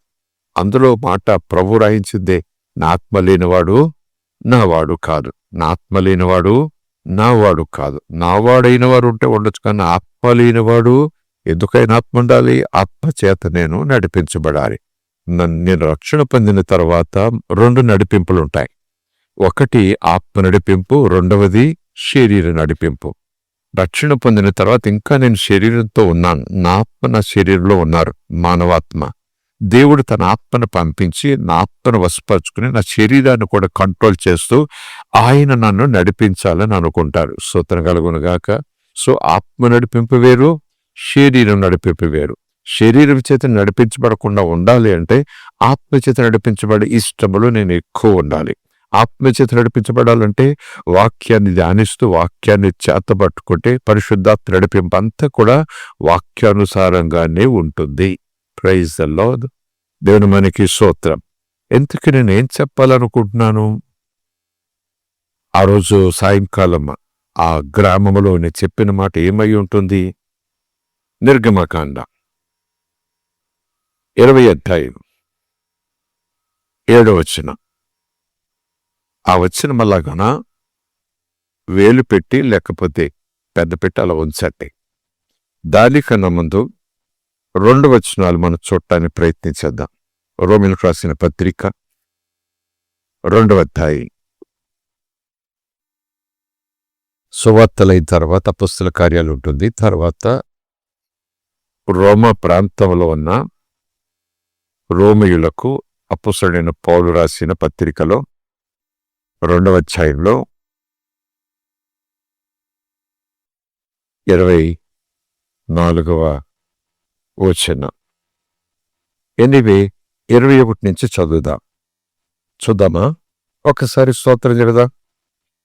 ఎదుటి వానికి బోధించు నీకు నీవే బోధించుకోవా? దొంగిలి వద్దని ప్రకటించు నీవు దొంగిలిస్తావా? వ్యభిచరించవద్దని చెప్పు నీవు వ్యభిచరిస్తావా? విగ్రహములను నశించుకొను నీవు గొళ్లను దోచెదవా? ధర్మశాస్త్రమందు అతిశయించు నీవు ధర్మశాస్త్రము మీరుట వలన దేవునిని అవమానపరుస్తావా? 24వ వచనం. వ్రాయబడిన ప్రకారము, దేవుడు వ్రాయించిన ప్రకారము, లేఖనములు ప్రవక్తల ద్వారా ప్రవచనములుగా వ్రాయబడిన ప్రకారము మిమ్మును బట్టి గదా దేవుని పేరు, దేవుని నామము అన్యజనుల మధ్యన దూషింపబడుచున్నది. సంఘం మధ్యన కాదు, మందిరాల్లో కాదు, అన్ని జనుల మధ్యన. అన్ని జనులు లోపలుండరు, వాళ్ళు వెలుపటివారు అన్యులు. ఆ మాట అనటం కొంచెం అభ్యంతరకరంగా ఉంటుందేమో. దేవుని యొక్క సత్యవాక్కును అర్థం చేసుకునేవారు ఇహలోక దేవత వారి మనోనేత్రాలకు గురిడితనము కలగజేసిన కారణం చెప్పని వాళ్ళు ఎరుగక ఉన్నారు. వాళ్ళలాగుని ఎరుగక ఉన్నారు గనక యేసు ప్రభు శిలువ మీద మొదటి మాట మాట్లాడారు. వారికి తెలియదు. మరి తెలిసిన వారు, ఒక దైవజనుడు అంటాడు, తెలియని వారికి క్షమాపణ దేవుడు యేసు ద్వారా ఇస్తున్నాడు. మరి తెలిసిన వారికి క్షమాపణ ఉంటుందా అంటే ఒక బోధ కోణం క్షమాపణ ఉండదు అని. అయినా మరొక చోట బోధ చూస్తే లేఖనంలో, ఒకవేళ నువ్వు తొట్టిల్లినా నిన్ను క్షమించుటకు ఇష్టపడుతున్నాను దేవుడు పిలిచిన విధానం కూడా ఉంది. స్తోత్రం కలుగునుగాక. Praise the lord. ఏమి అభ్యంతరం వచ్చింది అక్కడ? 24వ వచనం చూస్తే, వ్రాయబడిన ప్రకారం, నూతన నిబంధన, గోస్పెల్స్, అపొస్తలుల కార్యాలు ఆగపాగం కాదు. వ్రాయబడిన ప్రకారం యేసుప్రభు కూడా అపవాది చేత శోధించబడుతున్న తరుణంలో వ్రాయబడి ఉన్నది, ఇలాగున వ్రాయబడి ఉన్నది అన్న మాటలు గుర్తున్నాయి కదా. అంటే పాత నిబంధన కాలంలో ప్రవక్తల ద్వారా వ్రాయించిన, చెప్పించిన దేవుని సొంత పలుకులు. అవి కొట్టివేయ తగినవి కాదు. ఏషియా మాట్లాడినవి కాదు. ఏషియా మాట్లాడే ఉండొచ్చు, మాట్లాడించిన వాడు దేవుడు. స్తోత్రం కలుగునుగాక. అది ఏషియా మాట అనుకుని దులిపేసుకుంటే ప్రమాదం. అది దేవుని మాటని స్వీకరిస్తే క్షేమం. స్తోత్రం కలుగునుగాక. ఇక్కడ పేరు అని ఉంది. దేవుని పేరు, దేవుని నామం. నామం అంటే నామం కాదు. అయ్యా నీ పేరేంటన్నావు అనుకోండి, నా పేరు పేరే అంటే, కాదయ్యా నీ పేరేంటి చెప్పంటే, నా పేరు పేరే, నాకు పేరు లేదు, పేరే పేరే అంటే ఎంత వెరితనంగా ఉంటుందో, అలాగే దేవుడు కూడా నాకు పేరు లేదని అనలేదు. ఉన్నవాడను అనువాడు, ఆల్ఫా ఒమేగా. స్తోత్రం కలుగునుగాక. ప్రైజ్ ది లార్డ్, హల్లెలూయా. దేవునికి స్తోత్రం. దేవునికి ఒక పేరుందట, అది దేవునికి పేరట. దేవుడు పరిశుద్ధుడు, ఆయన పేరు కూడా పరిశుద్ధం. దేవునికి దండం పెట్టేవారు ఆయన పేరుకు కూడా దండం పెట్టాలేమో, అసలు ఆయన పేరును పలికితే ఆయన పలుకుతాడేమో. స్తోత్రం కలుగునుగాక. నా నామము పేరట అని ఉంటుంది కదా. నాకొక పేరుంది, నాకొక పేరు పెట్టబడింది, నాకొక పేరు ఇవ్వబడింది. ఆ పేరుతో నేను ఈ భూమి మీద జీవించాను. అసలు నేను మీకు పేర్లు పెట్టాలి, కానీ నాకు పేరు పెట్టబడి పంపించబడింది. అమ్మా, నీ కడుపును ఒక శిశువు జన్మిస్తాడు, అతడు రక్షకుడు, పాపము నుంచి తన ప్రజలను రక్షిస్తాడు. కనుక యోసేపుతో నువ్వు యేసు అని పేరు పెట్టాలి, యేసు అని నువ్వు పిలవాలి. ఎప్పుడైతే నువ్వు యేసు అని పేరు పెట్టావో, ఎప్పుడైతే నువ్వు యేసు అని పిలుస్తావో, అందరూ ఆ పేరుతోనే పిలుస్తారు. స్తోత్రం కలుగునుగాక. అన్నట్టు ఏదో పేరు, నామకరణం, అన్నప్రాసన, పేరు పెట్టారు అనేది కాదక్కడ. ఒకవేళ ఎవరైనా ఏదో యోసేపు మరియా అనుకున్నారు, దేవుడు బయలుపరిచారట, ఇదిగో దేవుడు చెప్పాడు, చూపించాడు అని చకచక ఒక సాక్ష్యం చెప్పేసి ఏదో పేరు, ఊళ్ళో వాళ్ళందరూ అలాగే పిలుస్తారు, ఊళ్ళో వాళ్ళందరూ అలా పిలుస్తారు, ఎవరిని అలా పిలుస్తారు? No no no. ఎందుకంటే ఆ పేరు వెనక అధికారం, ఆ పేరు వెనక అభిషేకం. ఆ పేరు నువ్వు నేను పెట్టింది కాదు, దేవుడే పెట్టాడు. స్తోత్రం కలుగునుగాక. కనుకనే ఆ పేరుకు మనం మన్ననివ్వాలి, ఆ పేరుకు మనం గౌరవం ఇవ్వాలి, ఆ పేరుకు ముందు మనం సాగిలపడాలి. పౌలు ద్వారా పరిశుద్ధాత్ముడు రాయిస్తారు కదా, అన్ని నామముల కన్నా, అన్ని పేర్ల కన్నా ఉన్నతమైన పేరిది. ప్రతి మోకాలు ఆ పేరు ముందు మోకాళ్ళు వెయ్యాలి, ఆయన ముందే. ఆయన ఎంత పవరో, ఆయన పేరంత పవరు. స్తోత్రం కలుగునుగాక. ఆయనంత శక్తివంతుడో, ఆ పేరంత శక్తి కలిగింది. దేవుడి ముందు మోకాళ్ళు ఇయ్యాలి, కానీ ఆయన పేరేముందండి? ఎవరో పెట్టారు, పెట్టుకున్నాడు, పిలిస్తే నేను ఇక్కడో నేను ఉన్నానంటాడు, ఇదిగో వస్తున్నానంటాడు. పేరుదేముందండి? ఆ నువ్వు నేను అనుకుంటే విశ్వాసులం. ఎక్కడ చతికిలు పడిపోయిన ఆధ్యాత్మిక జీవితం ఉంటుంది మనకి. కానీ దేవుడు చెప్పాడు, నేనంటేనే నా పేరు, నా పేరంటేనే నేను. స్తోత్రం కలుగునుగాక. నా ముందు సాగిలపట్టం కాదు, నా పేరు ముందు కూడా సాగిలపడాలి లోకాలన్నీ కూడా. మహిమపరచబడిన నామం, దేవుడు ఆ మహిమను యేసుకిచ్చేశాడు. అన్ని నామముల కన్నా ఉన్నతమైన నామం. పరలోకమందు అధికారాలు సాగిలపడాల్సిందే, భూమి మీద అధికారాలు సాగిలపడాల్సిందే, పాతాళంలో ఉన్న శక్తులు కూడా ఆ పేరు ముందు సాగిలపడాల్సిందే. యేసు నామం. స్తోత్రం కలుగునుగాక. ప్రైజ్ ది లార్డ్, హల్లెలూయా. దానిని బట్టే పరిశుద్ధాత్ముడు ఎప్పుడూ ఇశ్రాయేలీయుల గురించి వ్రాయించాడు.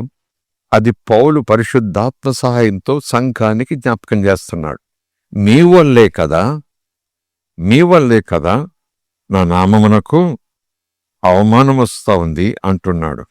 అన్ని జనుల మధ్యన దేవుని నామం అన్యుల మధ్యన పొగడబడటం కాదు, పొగడటం మానేశారు కాదు.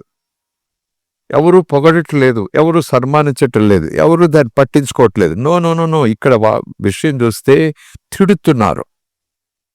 తిడుతున్నారు, దూషిస్తున్నారు. యేసయ్య పేరును, దేవుని పేరును బూతులతో కలిపి తిడుతున్నారు. కారణం అబద్ధికుడై ఉండొచ్చు, అపవిత్రాత్మ కలిగిన లూసిఫర్ అయి ఉండొచ్చు, ఆత్మ ప్రభావంతో ఉన్న వాళ్ళందరూ అనొచ్చు. కానీ వాళ్ళు అలా దూషించటానికి ఇంకొక కారణం ఉంది. ఏంట కారణం? మీ అపవిత్ర ప్రవర్తన, మీ వల్ల. స్తోత్రం కలుగునుగాక. అందుకేనేమో ఈ రోమపత్రిక నుంచి యెషయా గ్రంథం వెనక్కి వెళ్ళినా, ఇంకా చివరికి ఆదికాండం తర్వాత నిర్గమకాండానికి వెళ్ళినా, ఒకవేళ అది బైబిల్ ప్రకారం ప్రారంభపు తొలి పుస్తకాల పుస్తకమైన దేవుని ఆలోచన మారదు. ఎందుకంటే క్రొత్త నిబంధనలో రోమా పత్రికలో అపొస్తలుల ద్వారా పరిశుద్ధాత్ముడు రాయించిన నా పేరు మీరు దోషణకు అప్పచెప్తున్నారు, నా పేరుని తిట్టేలాగా మీరు వాళ్ళు అవకాశం ఇస్తున్నారు మీరు వాళ్ళకి అంటున్నాడు. ఇంకొక చోట ఏ గ్రంథం అది? ప్రకటన గ్రంథం 16వ అధ్యాయం 9వ వచనం.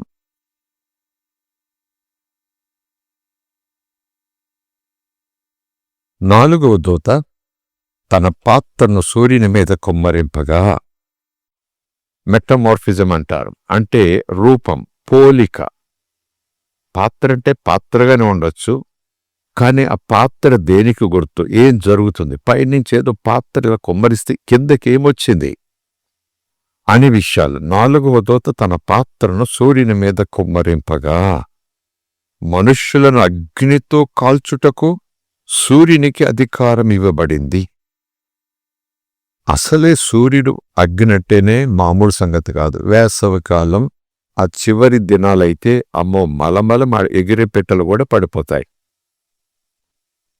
ఆ సూర్యుడు అసలే అగ్నితో ఎప్పుడు బగబగమండే సూర్యునికి మళ్ళా ఎక్స్ట్రా పవర్ ఇచ్చాడట. సూర్యునికి అధికారం ఇవ్వబడింది అగ్నితో మనుష్యులను కాల్చుటకు.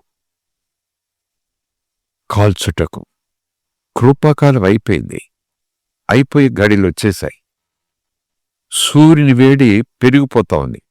ఈ వచ్చిన వల్ల ఉండనివ్వండి. గత కొద్ది సంవత్సరాలుగా మీరు ఒకవేళ మీడియా, టెక్నాలజీ, వాతావరణము ఇవి ఫాలో అవుతుంటే చాలామంది చెప్తారు ఓజోన్ పొర పోతా ఉంది. భూమి మీద సూర్యకిరణాలు రాకుండా, ఆ హానికరమైన సూర్యకిరణాలు రాకుండా ఓజోన్ పొర దేవుడు పెట్టాడు. ఆ ఓజోన్ పొర మన వాడే ఆ డిజిటల్ ఏసీలు, టీవీలు ఇవన్నిటి వల్ల ఏమైపోతా ఉంది? రంధ్రాలు పడిపోతా ఉంది. అది కనుక హానికరమైన సూర్యకిరణాలు డైరెక్ట్గా కిందకు వచ్చేసి క్యాన్సర్ రూపంలో వచ్చేస్తాయి. చర్మం లోపలికి పోతున్నాయి. అలాంటి సూర్యునికి ఆ రోజు వస్తుందట. ఆ పాత్రను సూర్యుని మీద కుమ్మరించాడట దూత. సూర్యుని మీద పాత్ర కుమ్మరించగానే సూర్యుని వేడి అసలే ఎవరు బతకరు, ఇంకా పెరిగిపోయింది. పెరిగిపోయేటప్పటికీ మనుషులు ఏమవుతున్నారు? కాలిపోతున్నారు.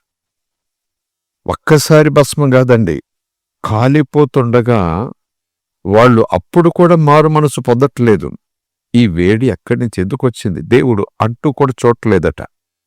ఆ స్థితిని కల్పించని దేవునిని దండం పెట్టి క్షమించు బాబు అనటానికి బదులు ఇంకా తిట్టుతున్నారట, ఇంకా దూషిస్తున్నారట. చూడండి అక్కడ.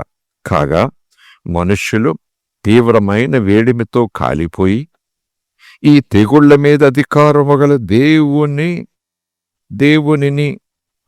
దేవుని నామమును దూషించారు, తిట్టారు.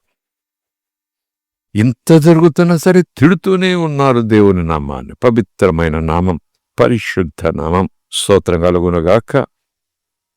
దూషించరు గాని ఆయనను మహిమపరుచున్నట్లు వారు మారు మనసు పొందటానికి ఇష్టపడటం లేదు. మేము ఎంత బాధైనా భరిస్తాం, మా కర్మ అనుకుంటూ చచ్చిపోతాం, మాకు నరకమే కావాలి, పోతాం, మీరే వెళ్ళండి పరలోకం అంటూ పరికి మాలిన మాటలతో యేసు నామాన్ని కలిపి తిట్టేస్తున్నా ఈ దినాలు కాదు, రాబో దినాలు ఇంకా ఎక్కువ అవుతుంది. వాతావరణంలో కూడా మార్పులు చాలా విపరీతంగా ఉంటాయి. కంఫర్ట్ ఉండదు ఎవరికి కూడా. బాగుంటామని అనుకోకండి, ఏమైనా జరగవచ్చు అకస్మాత్తుగా. స్తోత్రం కలుగునుగాక. అప్పుడెప్పుడు వరద వస్తే ఆ తోట కొట్టుకుపోయింది, ఆ రోడ్డు కొట్టుకుపోయింది, ఆ బ్రిడ్జ్ కొట్టుకుపోయింది. అప్పుడెప్పుడు వర్షం పడితే అదిగో ఇన్ని దిక్కులు కురిసింది, అది చిన్న మెంపు వచ్చింది. మీరు వింటున్నారా? గత కొద్ది సంవత్సరాలుగా వర్షం బళ్ళను ఒక అర్ధగంట పడుతుందంతే, మొత్తం గ్రామం అంతా మునిగిపోతుంది. కార్లు కొట్టుకుపోతాయి, బిల్డింగులు కొట్టుకుపోతాయి. క్లౌడ్ బర్స్టింగ్ అంటున్నారు. అంతకుముందు వాన జల్లు కురిసే ధారలుగా.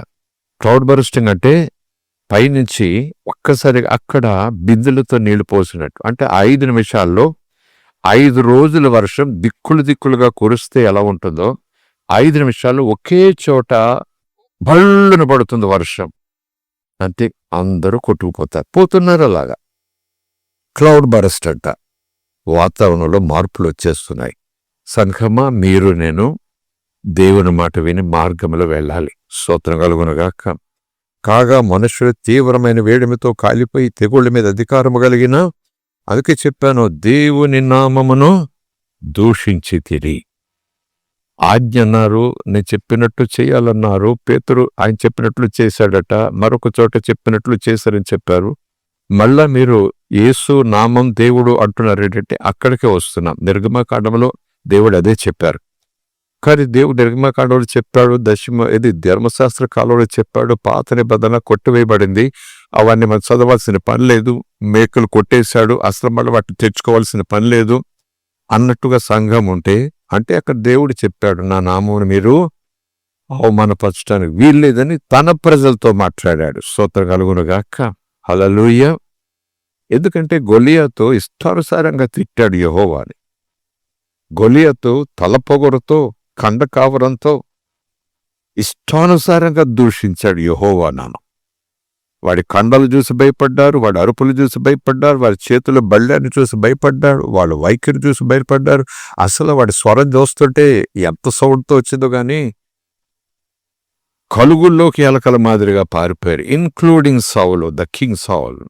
అంత పని బయటకు రావటం, ఎవరన్నా ఉన్నారేమో చూడండి అంటున్నాడు.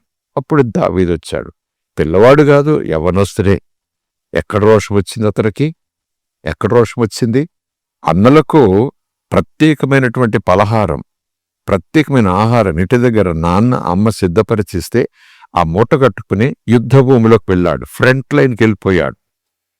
వాళ్ళు బ్యారక్స్లో నిద్రపోవటం లేదు, వాళ్ళు యుద్ధంలో ఉన్నారు. గడగడగడ వణుకుపోతూ ఉన్నారు. రోజుకు పొద్దుట మధ్యాహ్నం సాయంకాలం వాడు వచ్చి కేకలేసిపోతున్నాడు, ఎవడైనా ఉన్నాడని తొడగొట్టిపోతున్నాడు. ఒకటో రోజు, రెండో రోజు, దాదాపు 40 రోజులు. 40 రోజులకు ఎవడో రాకపోతే మాదే మీ దేశం అంటున్నాడు వాడు. యుద్ధం చేయాల్సిన పర్లేదు, ఎవడైనా ఉంటే రండి, నన్ను గెలిస్తే మా దేశం మీదే అంటున్నాడు ఆ ఫిలిష్తీయుడు. ఇక్కడి నుంచి విన్నాడు. అన్నల దగ్గర కూర్చుని ఎవడలా అరుస్తున్నాడన్నా, వాడు అరుపులు చూస్తూ ఉంటే ఆ అరుపులనగా యెహోవాను దూషిస్తున్నాడు, మన దేవుణ్ణి దూషిస్తున్నాడు. సున్నతి లేనివాడు యెహోవా నామాన్ని పేరు పెట్టి మరీ తిడుతున్నాడు, దూషిస్తున్నాడు, అవమానపరుస్తున్నాడు. మంట రగిలిపోతా ఉంది. వీడికి ఎన్ని గుండెలు సొతగలుగునుగాక, వీడికి ఎంత ధైర్యం! సున్నతి లేని వీడు నా ప్రభువు నామాన్ని ఇలా తిడతాడా, వీడు అంతు చూస్తాను అన్నట్టుగా తర్వాత జరిగిన సంగతి అలాగనే దేవుడు కార్యం చేశాడు. స్తోత్రం కలుగునుగాక. రైసలో అక్కడ దావీదంటాడు, నా దేవుని నామాన్ని అవమానపరచడానికి వీడికి ఎన్ని గుండెలు అంటున్నాడు. అలాంటి దావీదులాంటి గుంపులో ఆ ఇశ్రాయేలీయులే దేవుని నామాన్ని దూషిస్తే ఏమవుతుంది? లేదా దేవుని నామాన్ని దూషించబడేలాగున ఇశ్రాయేలీయులు పనులు చేస్తే ఏమవుతుంది?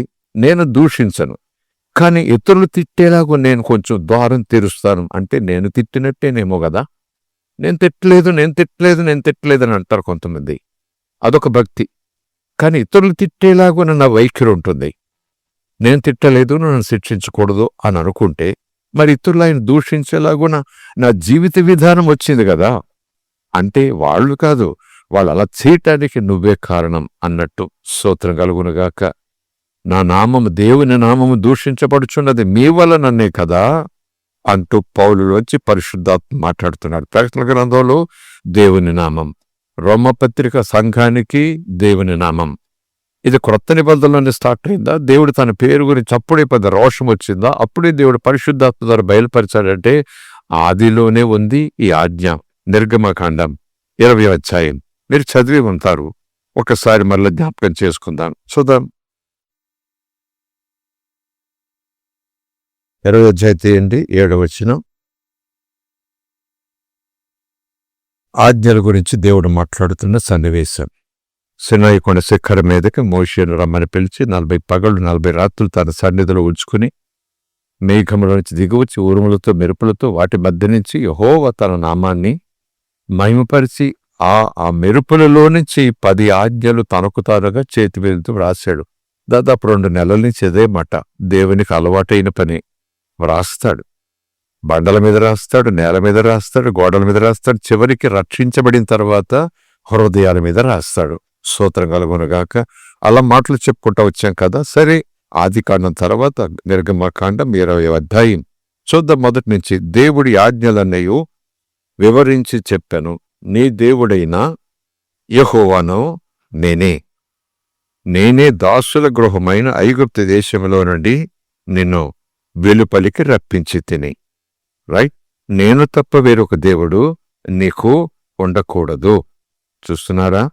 నీవు నా ఆజ్ఞలను అన్న మాటను బట్టి కోడెలు, పొట్టెలు, పావురాయిలు, గొవ్వలు దాన్ని చేల్చాలి, ఈ మాంసాన్ని కాల్చాలి, ఆ మాంసాన్ని పడేయాలి. ఆ ధర్మశాస్త్రం కొట్టివేయబడింది. కానీ ఆయన మాట నిప్పు. స్తోత్రం కలుగునుగాక. ఆయన పేరు నిప్పు. అది కొట్టేసుకోలేదు ఆయన. దేవుడు తన నామాన్ని తాను అవమానపరుచుకుంటే ఇంకేముంది ధర్మశాస్త్రం? ధర్మశాస్త్రం కొట్టివేయబడింది, కానీ ఆ ధర్మశాస్త్రం ఇచ్చిన దేవుడు, దేవుని పేరు కొట్టివేయబడదగనిది. Praise the lord. హల్లెలూయా. దేవునికి స్తోత్రం. నేను తప్ప వేరొక దేవుడు నీకు ఉండకూడదు. పైన ఆకాశం అందే కానీ, క్రింది భూమి అందే కానీ, భూమి క్రింద నీళ్ల యందే కానీ ఉండు దేని రూపమైనను, ఆ రూపమున విగ్రహమునైనను.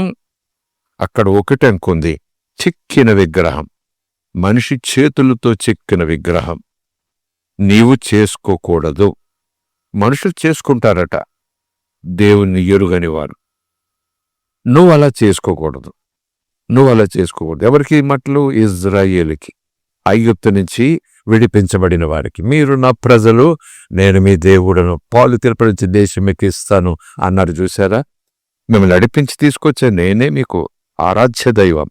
నా మాటలే మీరు నమ్మాలి, నా మార్గంలోనే రావాలి. మరొక దేవుడి మీద చేసుకోవటానికి వీల్లేదంటూ తన ప్రజలకు చెప్తున్నాడు. స్తోత్రం కలుగునుగాక. ఎందుకంటే చక్కబడుతున్న దేవుళ్ళు ఉంటారు.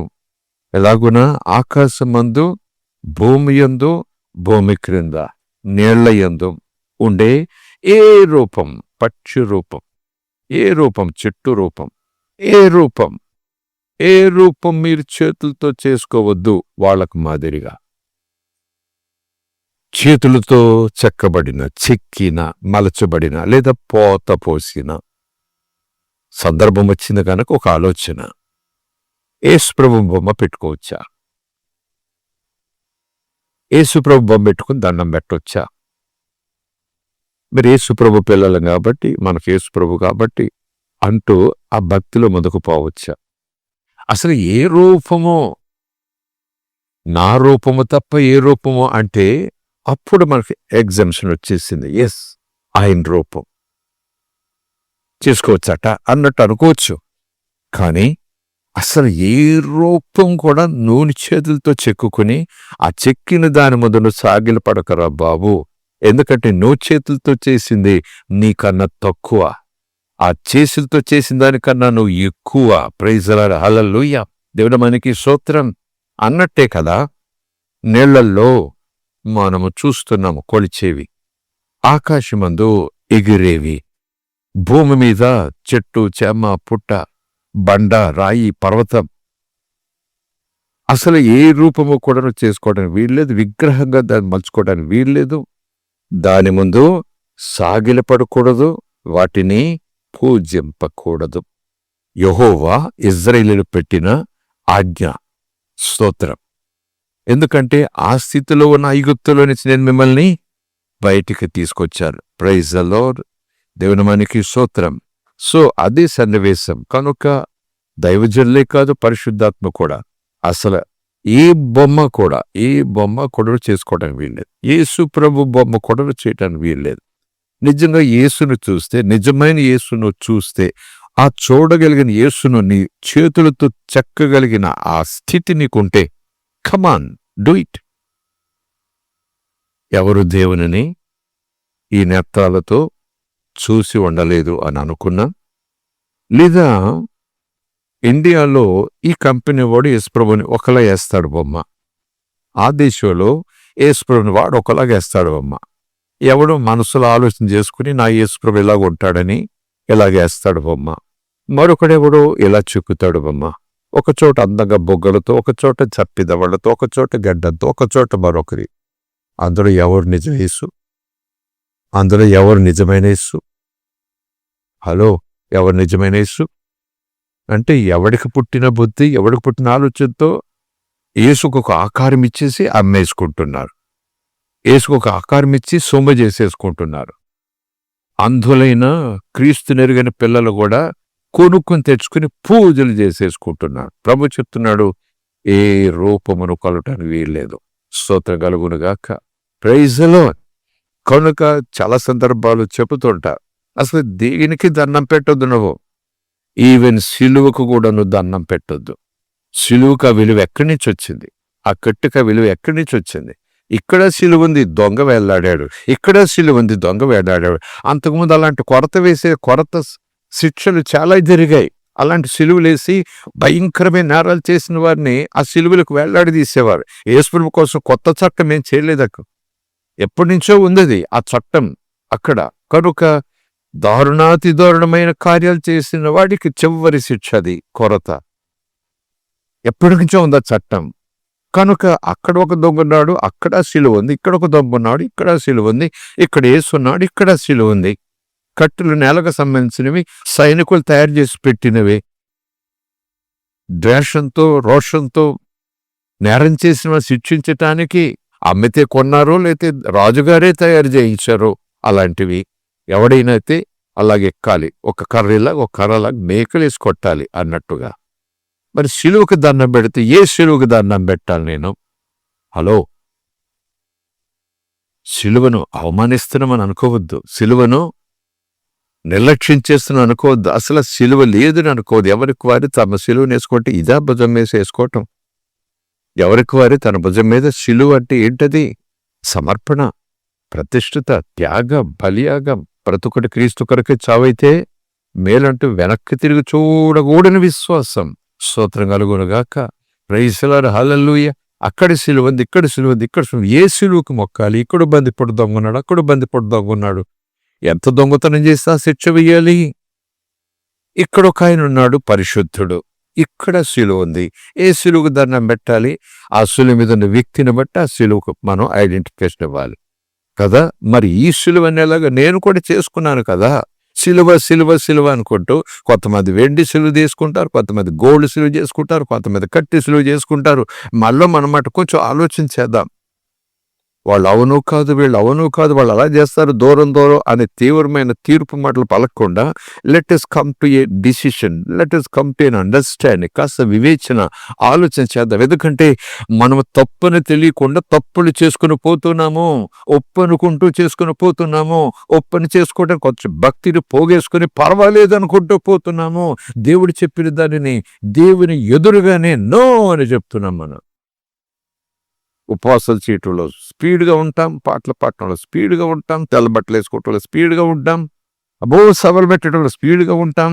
కానీ ఒక సిలువకు మొక్కేలాగా మనం చేస్తున్నామంటే ఎక్కడ ఏంట పని? అపొస్తలులా పనిచేయలేదు, అపొస్తలులా బోధ చేయలేదు, సంఘాలకు ఆ తీరు బోధించలేదు. ఈవెన్ యేసు ప్రభు కూడా బోధ చేయలేదు, ప్రవచనాలు ఏమి పలకలేదు. ఈవెన్ ప్రవక్తలు యెషయా, యెర్మీయా, యెజ్కేలు కూడా ఎక్కడ సిలువకు సంబంధించింది ఏది కూడా వాళ్ళు చూపలేదు. స్తోత్రం కలుగునుగాక.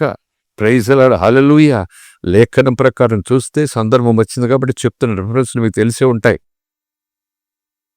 మోషే కాలంలో జరిగింది అది.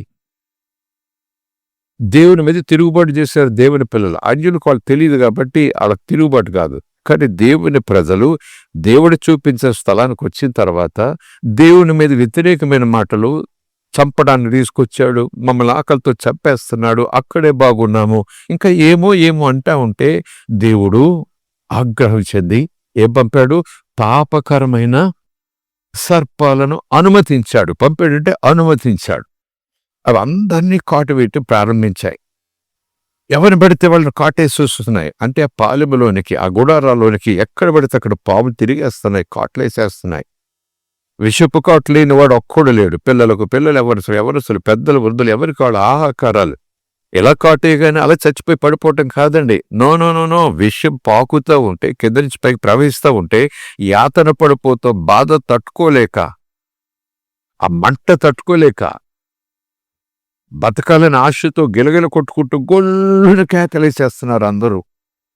చచ్చిపోవట్లేదు కానీ చచ్చిపోతున్నారు కానీ ఆ చావు దగ్గరికి వెళ్ళి విధానం చూసుకుంటే విలవిల్లాడిపోతూ గుండెలు బాధేసుకుంటున్నారు. మోషే దేవుని దగ్గరికి వెళ్ళి గుండెలు బాదుకున్నాడు. వెంటనే దేవుడు ఏం చెప్పాడు? లేఖనాలని మీకు తెలుసు కాబట్టి సన్నివేశం ముగింపులోకి వస్తున్నాను. వెంటనే దేవుడు ఏమన్నాడు చెప్పండి? ఒక కొయ్యను పాతించు, నిలువెత్తు కొయ్యను పాతించు, అందరికీ కనపడేలాగున.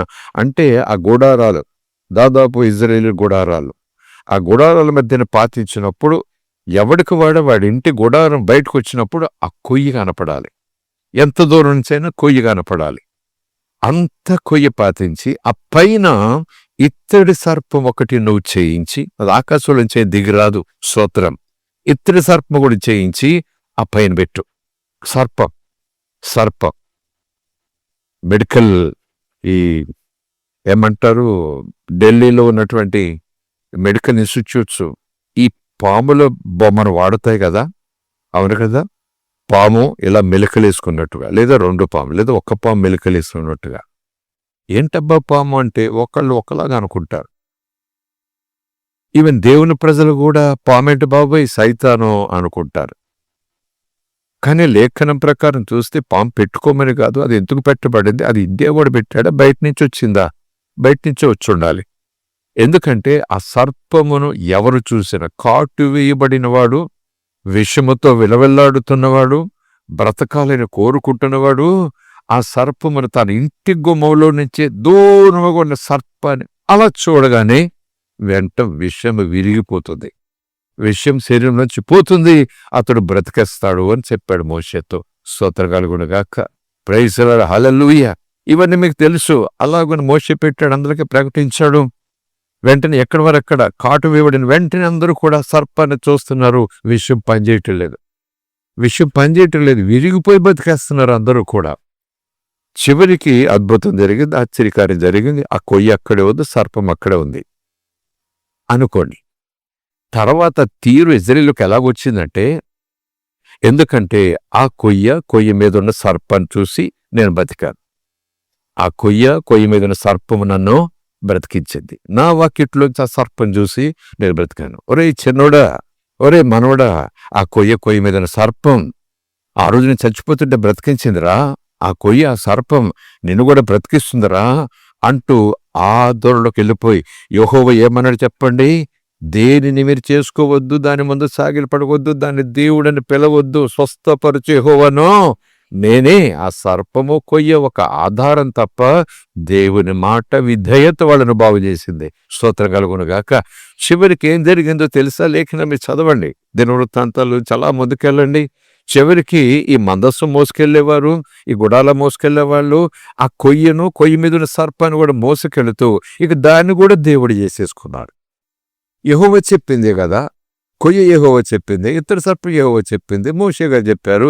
అలా చూస్తే చాలట స్వస్థ, అలా చూస్తే చాలట బతికేస్తా, అలా చూస్తే చాలట మరణం ఉండదట చెప్పారు కదా. కనుక కొయ్య మీద సర్పం, ఇప్పుడు శిలువ మీద యేసు పోలిక కదా. ఆ దినాల్లో అలాగున దేవుని మీద ఉండవలసిన 100% దృష్టిలో కొంత భాగం ఈ కొయ్య మీద పెట్టడం ప్రారంభించారు. దేవుని మీద ఉండాల్సినటువంటి పూర్తి నమ్మకం తర్వాత ఈ కొయ్య మీద ఉన్న సర్పం మీద పెట్టడం ప్రారంభించారు. చివరికి ఆ స్థితిలో ఆ రాజు ఏం చేశాడో తెలుసా? ఆ కొయ్యను ముక్కలు చేసి కాల్చేశాడు. ఆ సర్పాన్ని కిందకి లాగేసి ఇత్తడి కూడా కరిగించి భూమిలో పాతి పెట్టేశాడు. ఎందుకంటే మనం యెహోవానే, కంటికి కనపడు, చెవికి వినపడు, హృదయానికి అగోచరం ఆత్మస్వరూపిని మనం ఆరాధించాలి. ప్రైజ్ ది లార్డ్, హల్లెలూయా. దేవుని నామానికి స్తోత్రం. ఆ కొయ్యను నరికి ముక్కలు చేసిన వాడెవరు? ఇజ్రాయేల్ రాజే. యెహోవాటి రోషం కలిగినవాడు. మహిమంతా నా దేవునికే రావాలి, ఘనతంతా నా దేవునికి రావాలి, ఆయన ముందే సాగిలపడాలి, ఆయన నామమే యెహోవా దయాళుడు. మేఘానికి దండం పెట్టమా? ఉరుముకు దండం పెట్టాలా? మెరుపుకు దండం పెట్టాలా? సినాయికొండ శిఖరం మీద కింద నుంచి వెళ్ళి చూస్తామంటే పెద్దలు మేఘం దిగొచ్చేసింది, మేఘం నుంచి మంటలు వచ్చేస్తున్నాయి, పెద్ద పెద్ద ఉరుములు, మెరుపులు, భయంకరమైన లైటినింగ్ పెళ్ళమంటూను. అందులో నుంచి దేవుడు తన నామాన్ని మహింపరుస్తూ భవిష్యత్తు మాట్లాడుతుంటే మరి మెరుపుకు దండం పెడతామా? నా దేవుడు మెరుపుల దేవుడు, నా దేవుడు ఉరుముల దేవుడు, నా దేవుడు మేఘాల దేవుడు. నోవే. మనిషికి ఎంత సులువంటే దేవుళ్ళు చేసుకోవటం, మనిషికి ఎంత సులువంటే మెరుపు మెరిసింది కదా, ఊరులాగా వచ్చింది కదా, దేవుడు మాట్లాడాడట. మేఘాల దేవుడు, అగ్ని దేవుడు, మెరుపు దేవుడు. అలాగే దేవుడు తయారయ్యారు. అందుకే దేవుడు అంటాడు, నో నో నో, దేవుడు ఆత్మయున్నారు, దేవుడు ఆత్మయున్నారు, దేవుడు ఆత్మయున్నారు. ఆయన ఆరాధించేవారు, నమస్కారం చేసేవారు ఆత్మతో సత్యముతో ఆరాధన చేయాలి. ప్రైజ్ లార్డ్, హల్లెలూయా. ఎందుకు ఈ మాటలు చెప్పడం కాదు. యేసు బొమ్మలు ఉన్నాయా? బైబిల్ పక్కనే పెట్టుకుని ఇక్కడెక్కడో ఒక పట్టణం ఉందట, అక్కడెక్కడో విజయవాడ దగ్గర ఒక పట్టణం ఉందట, అక్కడ పూణే పాండిచ్చేరి ఏదో పట్టణం ఉందంట, అక్కడెక్కడో అమ్మోరు ఉన్నారట, అక్కడెక్కడో తల్లి ఉందట, ఇక్కడెక్కడో తల్లి ఉందట. ఆ తల్లి చంకలో ఒక బిడ్డ ఉంటాడట, ఆ బిడ్డను తెచ్చుకుంటే సంతానమట, ఆ బిడ్డను తెచ్చుకుంటే దెయ్యాలు పోతాయట, బిడ్డను తెచ్చుకుంటే ఆ బిడ్డ ఎవరు కాదు యేసు ప్రభువు, ఆ అమ్మోరెవరు కాదు మరియమ్మ. మరీను పూజించొచ్చా? యేసు కడుపులోంచి వచ్చినందుకు, ఒకవేళ దేవుడు ఆమెను ధన్యరాలు అని చెప్పించినందుకు, ఒకవేళ నువ్వు నేను ఆమె పూజకు అర్హురాలే, దండమిట్లకు అర్హురాలే. ఇక్కడ యేసుప్రభుకు కొవ్వ తెలిగిస్తాను, పేతురేకు కొవ్వ తెలిగిస్తాను, మరియమ్మకు కొవ్వ తెలిగిస్తాను. యేసుప్రభు కన్న తల్లి అటు నువ్వు నేను చెప్పేసుకుని కథలు రాసేసుకుని పూనకాలు పట్టిన వాళ్ళకి ఊరేగింపులు చేసేస్తే సరిపోయిందా? ఎందుకంటే యేసుప్రభు నీళ్లలోకి వెళ్ళాడు. నీతి యావత్తు ఇలా జరగాలి. మనలో మనమాట వచ్చిన లేకపోయి ఉండొచ్చు, కానీ just let us imagine and think about. యేసు ప్రభువే స్వయంగా నీళ్ళలోకి వెళ్ళాడు. పాపము లేనివాడు, పాపం అంటే తెలియనివాడు, నీళ్లలోకి వెళ్ళాడు. బాప్తిస్మము తీసుకుని బయటకు వస్తుండగా, యేసు బాప్తిస్మము, యోహాను అంటాడు, నేను నీకు బాప్తిస్మం ఏంటయ్యా, నీ కాళ్ళు పట్టుకోవటానికి, నీ కాళ్ళు కొన్ని చెప్పులు తాడుని విప్పటానికి కూడా నాకు అధికారం లేదు. నీకన్నా ముందు వచ్చాను మార్గం సరళం చేయటానికి, కానీ నాకన్నా ముందున్నావు. సృష్టికి ఆదివి నువ్వే, ఆల్ఫా నువ్వే. ప్రైజ్ లార్డ్, హల్లెలూయా. నా చేతుల కిందకి నువ్వు తలబెట్టేటివేటి, నా చేతుల కింద నీళ్లలో మొలగటవేటి, నో నో నో నో అన్నాడు యోహాను. నీతి అవత్తు ఎలా జరగాలి అంటూ యేసు నీళ్లలోకి వెళ్ళాడు, నీళ్లలో మునిగాడు. అప్పుడు నేనైతే నీళ్లలో మీకు బతిస్తున్నాను, కానీ నాకన్నా ముందున్నవాడు, నా వెనకాల వచ్చుతున్నవాడు ఎవరు? యేసయ్య నీకు ఆత్మలోనూ అగ్నితోనూ బతిమిస్తాడు. ఆ సమయంలోనే ఆకాశం తెరబడింది, పరిశుద్ధాత్మ పౌరుల దిగొచ్చాడు. తండ్రి మాట్లాడుతాడు, ఈయన నా ప్రియ కుమారుడు అంటే నేను చెప్పినట్లు చేశాడు, ఒక మాదిరి చూపించాడు. ఇంతకీ నేనేం అడుగుతున్నాను, ఆ మాటలు ఇక్కడ ఎందుకంటే ఇప్పుడు ఎందుకంటే మరియ నీళ్లలోకి వెళ్ళి ఉంటుందా లేదా, మరీ బాప్తిజం తీసుకుని ఉంటుందా లేదా? మీ ప్రశ్నలు మా జవాబులు ఉంటాయి కదా, చిలక ప్రశ్నలు. మరీ బాప్తిజం తీసుకుని ఉందా లేదంట. మరి యేసు కన్న తల్లి కాబట్టి ఆవిడకి అవసరం లేదు అనుకుందామా, ఆవిడకి రక్షణ అవసరం లేదు అనుకుందామా? అంతదాకా పోకండి. అసలు యేసు నీళ్లలోకి వెళ్ళాడు, మరి యేసును కన్న తల్లి అంటే యేసు కన్నా సుపీరియర్ కాబట్టి నీళ్ళలోకి వెళ్ళకూడదా? ఎవరు ఒక సంస్థ పెట్టి దేవుడు చెప్పాడు, ఆమె బాప్తిజం తీసుకోలేదు, ఆమె తల్లి కాబట్టి అని పడితే ఒక సంస్థ, దాని వెనకాల కోట్ల నిధులు, దాని వెనకాల గుళ్ళు గోపురాలు, ఒక సిలువ ఉంటుంది, ఒక అమ్మవారు ఉంటాడు, పక్కన పిల్లోడు ఉంటాడు, దండాలు పెట్టుకుంటూ పళ్ళనీళ్ళు ఇచ్చేసుకుంటూ తీర్థాలు చేసేసుకుంటూ ఏదేదో చేసేస్తారు. ఇక్కడ దేవుడు అంటున్నాడు, యేసు అన్నాడు సమరయ స్త్రీతో, దేవుడు ఆత్మై ఉన్నారు. ఆత్మకు కూడా ఒక స్వరూపం ఉంది. ఆత్మస్వరూపాన్ని మీరు ఆత్మతో ముందు సంధించాలి, ఆ తర్వాత దండం పెట్టి సాగిలి పడాలి. స్తోత్రం కలుగునుగాక. స్తోత్రం. కనుకనే అంటున్నాను, మీరు ఎవరిని దేవుళ్ళుగా చేసుకోకండి, బొమ్మలు తెచ్చి పెట్టుకోకండి, బొమ్మలకు దండం పెట్టకండి. క్రైస్తవుల ఇళ్లలో కనపడుతున్నాయి, అవునని కొంతమంది, కాదని కొంతమంది, ఉండొచ్చని కొంతమంది, ఉండకూడదని కొంతమంది, ఎవడిష్టం వాళ్ళదండని ఒక ఆయన గోడ మీద పిల్లిలా చెప్పేస్తాడు. ఎవడిష్టం వాడిదండి, ఎవడి నమ్మకం వాడిదన్నట్టు గొడవ లేదు కదా, పంచాయతీయే లేదు. ఇంకా దేవుడు ఏం చెప్తున్నాడు, ఏ రూపమును చేత్తు చేసి, అసలు చేతు నువ్వు చేస్తావా?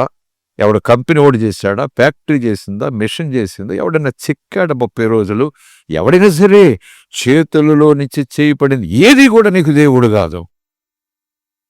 చేతులలో నుంచి చేతులతో చేయబడని వాడను.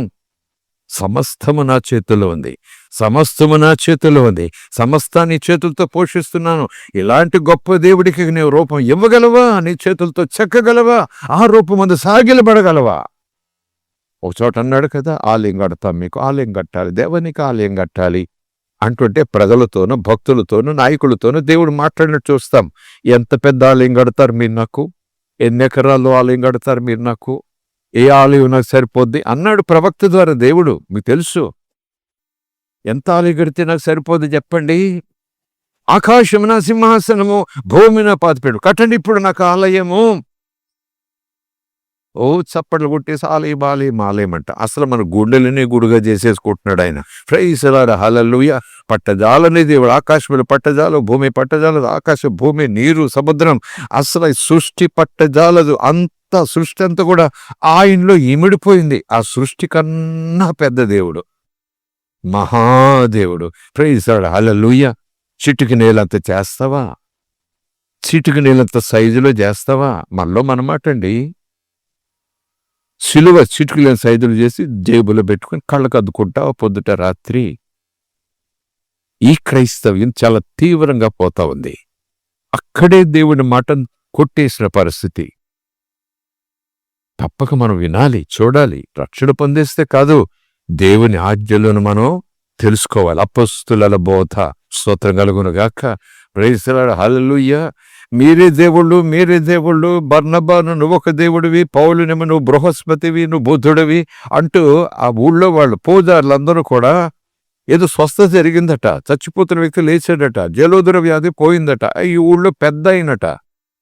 అంతే, ఊరు వాడు ఏకమైపోయారు. పూజలందరూ రెడీ అయిపోయారు. అవకాశం దొరికితే చాలు, ఆ దేవుడు వచ్చాడమ్మా, దేవుడు వచ్చాడమ్మా, కొత్త దేవుడమ్మా, గొప్ప దేవుడమ్మా అంటూ డప్పులు కొట్టేస్తూ దూడలు పట్టుకొచ్చేశారు వీధుల్లోకి. బలిలేసేద్దాం, ఇదిగో ఇతడు బుద్ధుడు, ఇతడు బృహస్పతి, దేవతల దిగొచ్చేస్తారు అంటుంటే పౌలు బర్నబాలు ఏం చేశారు చెప్పండి?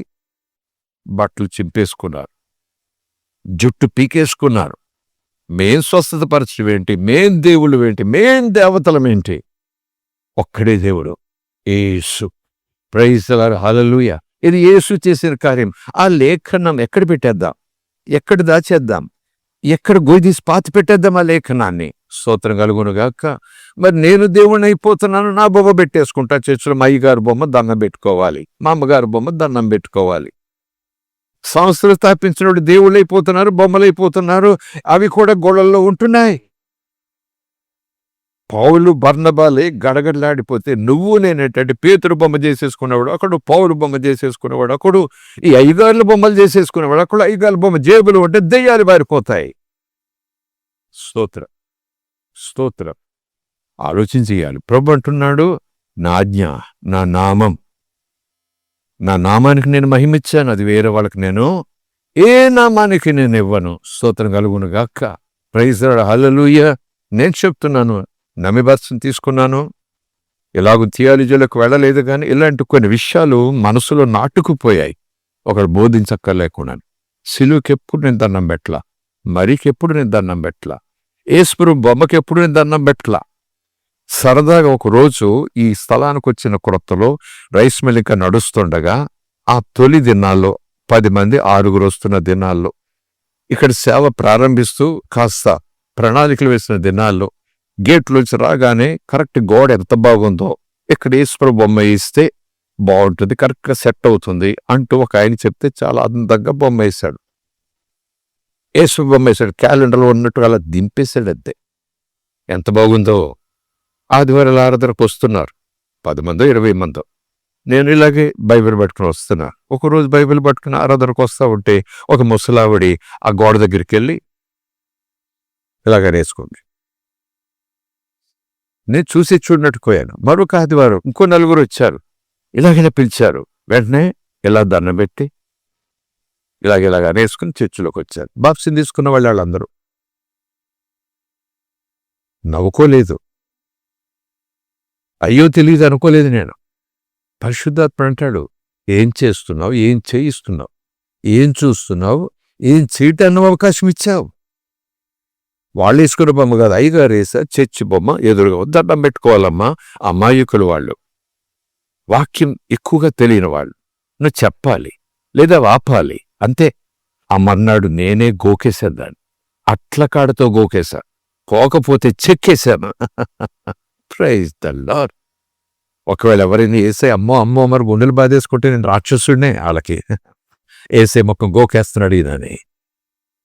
ఎందుకు అనిపించలేదు నాకు అంటే, నా యేసు నా గుండెల్లో ఉంటాడు, నా యేసు వాక్యంలో ఉంటాడు, నా యేసు ఆత్మలో ఉంటాడు, నా యేసు అంతట్లోనే ఉంటాడు, యేసు అందరిలో ఉంటాడు. ఆయన యేసు ఆత్మస్వరూపి. హల్లెలూయా. ఇలా విన్న తర్వాత కూడా ఇంట్లో బొమ్మలు పెట్టుకుని ఎలాగా అని నేను అంటున్నాను. ఒకవేళ తెలియదు, వాళ్ళు పెట్టుకున్నారు, వీళ్ళు పెట్టుకున్నారు, సంస్థలు పెట్టుకుని సంస్థలు పెట్టుకున్నారు. నేను సంస్థల గురించి మాట్లాడటలేదు, వాక్యం మాట్లాడుతున్నాను. So think twice before you go down. నువ్వు సాగిలపడే ముందు వాక్యం ఒకసారి ఆలోచన చేయి. నీ చేతులతోనో ఎవడి చేతులతోనో మిషన్ చేసిందో, ఏం చేసిందో ఎవడో చేశాడో దాని నువ్వు దండం పెట్టడం ఏంటి? ఆత్మస్వరూపి కనుక సిలువలకు దండం పెట్టకండి. దయచేసి నన్ను మన్నించాలి. మాటకు విపరీతమైన కామెంట్స్ వస్తాయేమో, విపరీతంగా నేనేదో యేసు ప్రభువుని తిడుతున్నట్టుగా ద్వేషిస్తున్నట్టుగా కూడా ఒక భ్రమలోకి, ఒక విపరీతమైన తాత్పర్యంలోకి వస్తానేమో. నోవే. సిలువ చేతులతో చేయబడింది. ఇప్పుడు పరిశుద్ధులు చేశారండి బాబు. 30 రోజులు ఉపవాసం ఉండి, కట్టె తెచ్చి ఉపవాసం ఉండి, సిలువ చేసి ఉపవాసం ఉండి, ఇలా భక్తి మొదలెడతాం మనం. సిలువ అంటే మామూలుగా కమ్మరోళ్ళు చేసింది కాదు, కుమ్మరోళ్ళు చేసింది కాదు. మయ్యగారు 120 రోజులు ఉపవాసం ఉండి సిలువ తయారు చేశారు. 120 రోజులు ఉపవాసం ఉండి సిలువ తయారు చేశారు. అప్పుడు దేవుడు శబాష్ అన్నాడు. ఈ సిలువ దండం పెట్టచ్చు, ఎందుకంటే 80 రోజుల ఉపవాసంతో వచ్చేసావు కాబట్టి ఇది పవిత్రమైన సిలువ. ఆ ఒక్కటే సిలువ మరి ఎంతమంది దగ్గరికి వెళ్తుంది? వెంటనే అయ్యగారు అంటారు, అలాగ దేవుడు నన్ను 100 సిలువలు చేయమన్నాడు, ఒక్కొక్క సిలువ ₹1,00,00,000 అంటాడంతే అయ్యగారు. అంతే. వ్యాపారం, దేవుని బొమ్మ వ్యాపారం, సిలువ వ్యాపారం, అమ్మోరు వ్యాపారం, పిల్లోడు వ్యాపారం, బాల యేసు, పసి యేసు, ఉయ్యాల్లో యేసు, బాల యేసు గుడి, యవనస్తుడు యేసు గుడి, ముసలోడైన యేసు గుడి పెట్టేసుకోండి మీ ఇష్టం. దేవుడు అందుకే అంటాడు. ఏంటి విపరీతమైన బోధలు, విపరీతమైన ధ్యానాలు. అపవాది ఎంత తంత్రకొట్టుడంటే యేసును డైరెక్ట్గా తిట్టాడు. ఒక్కోసారి యేసు ప్రభు పిల్లల చేతే దేవునికి ఇష్టం లేని పనులు భక్తి పేరటి చేయించేస్తాడు. తంత్రం అంటే అదే. భక్తి పేరట దేవుని పిల్లల చేత దేవుడు వద్దన్న దాన్ని భక్తే కదా అనిపించేలా చేసేస్తాడు. అది దేవునికి ఇష్టం ఉండదు. స్తోత్రం కలుగునుగాక. Praise the lord. హల్లెలూయా. ఒకవేళ ఎవరైనా ఆ వచనం పట్టుకుంటారు, లూకాసు 2వ అధ్యాయంలో వచనం పట్టుకుంటారు. ఆ పశువుల పాకలో ఉన్నారక్కడ, మరియ ఓడిలోనో లేకపోతే చిన్న పిల్లవాడికి, బాలుడైన యేసుని చూడటానికి జ్ఞానులు వెళ్ళారన్నారు కదా. బాలుడంటే ఏమో, ఏ వయసు ఏంటో తెలియదు. అక్కడ ఉన్నాడు, కూర్చున్నాడు, పడుకున్నాడు. Okay, let it be. అప్పుడు ఆ జ్ఞానులు ఏం చేశారు చెప్పండి? కానుకలు అర్పించి సాగిలపడ్డారా? సాగిలపడి కానుకలు అర్పించారా? సాగిలిపడి కానుకలు అర్పించారు. సాగిలిపడి కానుకలు అర్పించారు. కనుక ఆ కొటేషన్, ఆ స్క్రిప్చర్, మేము కూడా స్క్రిప్చర్ ఫాలో అవుతామండి. బాలుడైన యేసుని జ్ఞానులు చూడటానికి వెళ్ళి సాగిలిపడి నమస్కరించి కానుకలు ఇచ్చారు. సో బాలుడైన యేసు మందిరం, బాలుడైన యేసు ఆలయం, బాలుని యేసు జ్ఞానులు సాగిలపడతా ఉంటే యేసు నవ్వుకున్నాడు. ఘనత అది దేవుని వాక్యంలో ఉంది. వాళ్ళు సాగిలపడ్డారు. క్రిస్మస్కి అందరూ చేసేది అది. కనుక బాలుడైన యేసు మందిరం, బాలుడైన యేసు సంస్థ, బాలుడైన యేసు ప్రార్థన, బాలుడికి ప్రార్థన. ఉయ్యాల్లో యేసుకుని పడుకోబెట్టి జ్వాల బాలలు పాడుతున్నారు ఈ రోజు వరకు. వాక్యానికి వ్యతిరేకం. యేసు ప్రభు ఉయ్యాల్లో లేడు బాబు. 33 సంవత్సరాల వయసులో ఆయన లోక పాపం నిమిత్తం దేవుడి యొక్క గొర్రెపిల్లగా వచ్చి పాపాలని భరించుకుని సమాధి చేయబడి, చచ్చిపోయి సమాధి చేయబడి 3వ దినాన్ని బాలుడుగా లేవలేదు. Praise the lord. హల్లెలూయా. బాలుడుగా తండ్రి దగ్గర లేడు. హల్లెలూయా. అంటే మనుషులను ఎంత భక్తి మత్తులకు అపవాది ఈడ్చుకుపోతున్నాడు. అందుకే దేవుడు అంటాడు, యేసు ప్రభు అంటాడు, నా మాట చొప్పున చెయ్యండి. ఎవడో చెప్తే చేసేయటం కాదు, ఎవడో చేస్తే చేసేయటం కాదు, ఎవడో చెప్పేస్తే భక్తి చేసేయటం కాదు. Just do it. Read the word, know the truth. స్తోత్రం. Praise the lord. హల్లెలూయా. దేవుని మనకి స్తోత్రం. వాటిని పక్కకు పెట్టండి. అలాంటి బొమ్మలు కొని అన్యులకు ఎవరికి ఇవ్వకండి బహుమానాలుగా. మీరు చెయ్యరు, మరొకరి చేత ఎందుకు చేయిస్తారు? వాళ్ళు ఎలాగా విగ్రహాలుగా యేసు విగ్రహం మూడేస్తే దండం పెట్టుకుంటారు, రక్షణలోకి వస్తారేమో కొంతమందికి, అతి తెలివి విశ్వాసులకి. నేను విగ్రహం పెట్టుకోనండి, ఏసే విగ్రహం సిలువ పెట్టుకోనండి. వాళ్ళకి ఇస్తే వీటితో పాటు దాన్ని ఒకటి దండం పెడతారు. సో యేసు దండం పెట్టినట్టే దేవుడు రక్షించుకుంటాడని ఇచ్చానండి. నువ్వు చెయ్యవు, ఇంకోటి చేత చేయిస్తావా నువ్వు? స్తోత్రం కలుగునుగాక. వాళ్ళకి ఏం చెప్పాలి? ఆత్మ అయ్యున్నాడని నీకు తెలుసు, వాళ్ళకి అదే చెప్పాలి. అది సత్యం. కనుక అలాంటి గిఫ్ట్లు ఎవరు కొనొద్దు, ఎవరికి అలాంటి గిఫ్ట్లు ఇవ్వద్దు. ఇస్తే గ్రంథం ఇవ్వండి. వాక్యం ఇవ్వండి, వాగ్దానం ఇవ్వండి. స్తోత్రం కలుగునుగాక. ప్రేమనివ్వండి. హల్లెలూయా, ప్రైజ్ ద లార్డ్, హల్లెలూయా. భక్తి పరులైన పెద్దలు ఉన్నారు, ఆలోచన చేయండి. భక్తిలో మునుగు తేలేడు యవ్వనస్తులు ఉన్నారు, ఆలోచన చేయండి. ఎప్పటి నుంచో పుట్టినప్పటి నుంచి మా తాత పెట్టాడు ఈ ఫోటో, మా నాన్నమ్మ పెట్టింది ఈ ఫోటో, మా తాత పెట్టాడు, మా నాన్న పెట్టాడు, ఇప్పుడు నేను పెట్టుకుంటాను. మీరెవరండి చెప్పేది? ఏదో చేసుకుపోతా. నిజమే, మీరు చెప్పింది నిజమే, కానీ ఉందండి బాబు, ఎప్పటి నుంచో ఇందులో ఉంది, ఈ గదిలో ఉంది. తీటను భయపండి బాబు, మా తాత దీనికి పూజ చేశాడు, యేసు ప్రభుకి. మా తాత యేసు ప్రభు బిడ్డ పూజ చేశాడు, మా నాన్న పూజ చేశాడు, నేను కూడా చాలా కాలం చేశాను. ఇప్పుడైతే లెక్కన చెప్తుంది, కానీ అది తీయాలంటే భయం వేస్తూ ఉంది. ఆ గదిలో తీయాలంటే భయం వేస్తూ ఉంది. స్తోత్రం, హల్లెలూయా, హల్లెలూయా. కాగితానికి భయపడుతున్నావా? ఆ ఫ్రేమ్కి భయపడుతున్నావా? ఆ పెట్టినోడెక్కడో ఇప్పుడు చేశాడు కాబట్టి దానికి భయపడుతున్నావా? ఆత్మస్వరూపైన దేవునికి భయపడుతున్నావా? శరీరమును మాత్రమే కాదు, శరీరమును ఆత్మను కూడా నరకములో పడవేయగలిగిన మహాదేవునికి భయపడుతున్నావా? స్తోత్రం కలుగునుగాక. హల్లెలూయా, ప్రైజ్ ద లార్డ్, హల్లెలూయా. ఆయన అంటున్నాడు, దేని రూపమును చేసుకోకూడదు, వాటికి సాగిలపడకూడదు, వాటిని పూజింపకూడదు. అక్కడే వస్తోంది. ఈ రోజుల్లోనూ ఆ దినాల నుంచి కూడా ఇదే గొడవ, ఇదే గొడవ.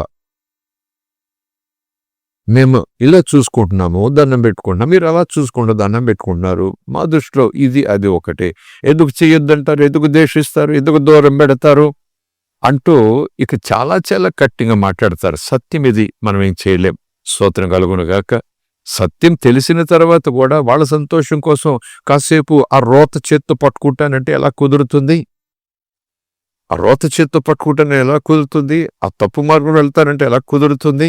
స్తోత్రం కలుగునుగాక. Praise the lord.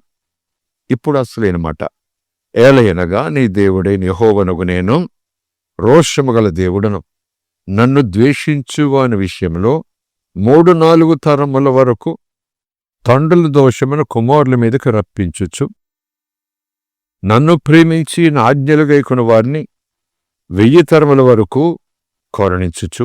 Praise the lord. ఉంటా 7వ వచనం, నీ దేవుడైన యెహోవా నామమును వ్యర్థముగా ఉచ్చరింపకూడదు, అనాలోచనగా పలకకూడదు. యెహోవా తన నామమును వ్యర్థముగా పలికేవానిని నిర్దోషిగా ఎంచడు. అంటే ఆయన నేనే దేవుడను అన్నవాడు నా పేరుకు కూడా అంతగానో తెచ్చుకుంటున్నాను. ప్రైజ్ ద లార్డ్, హల్లెలూయా. దేవునికి స్తోత్రం. పేరు ఎందుకే అంటున్నాను, ఆయన పేరును మనము దూషించేలాగున ఎవరికి అవకాశం ఇవ్వకూడదు. లేవి కాండములో అవే మాటలున్నాయి, నిర్గమకాండములో అవే మాటలున్నాయి. ఇవి ద్వితీయోపదేశకాండం 5వ అధ్యాయం 11వ వచనం చూస్తే, యెహోవా దగ్గరికి ఒక వ్యక్తిని తీసుకొచ్చారు. ముందు సమాచారం తీసుకొచ్చారు మోషే ద్వారా. ఏంటట? ఇజ్రాయేలీయులలో ఒక తల్లికి పుట్టిన సంకరజాతి. సంకరజాతి అంటే భర్త వేరేవాడు, భార్య మాత్రం ఇజ్రాయేలీయులారు. చూద్దామా? ద్వితీయోపదేశకాండం 5వ అధ్యాయం. పాత నిబంధన కొట్టివేయబడిందని అలా ఉంచండి దాన్ని.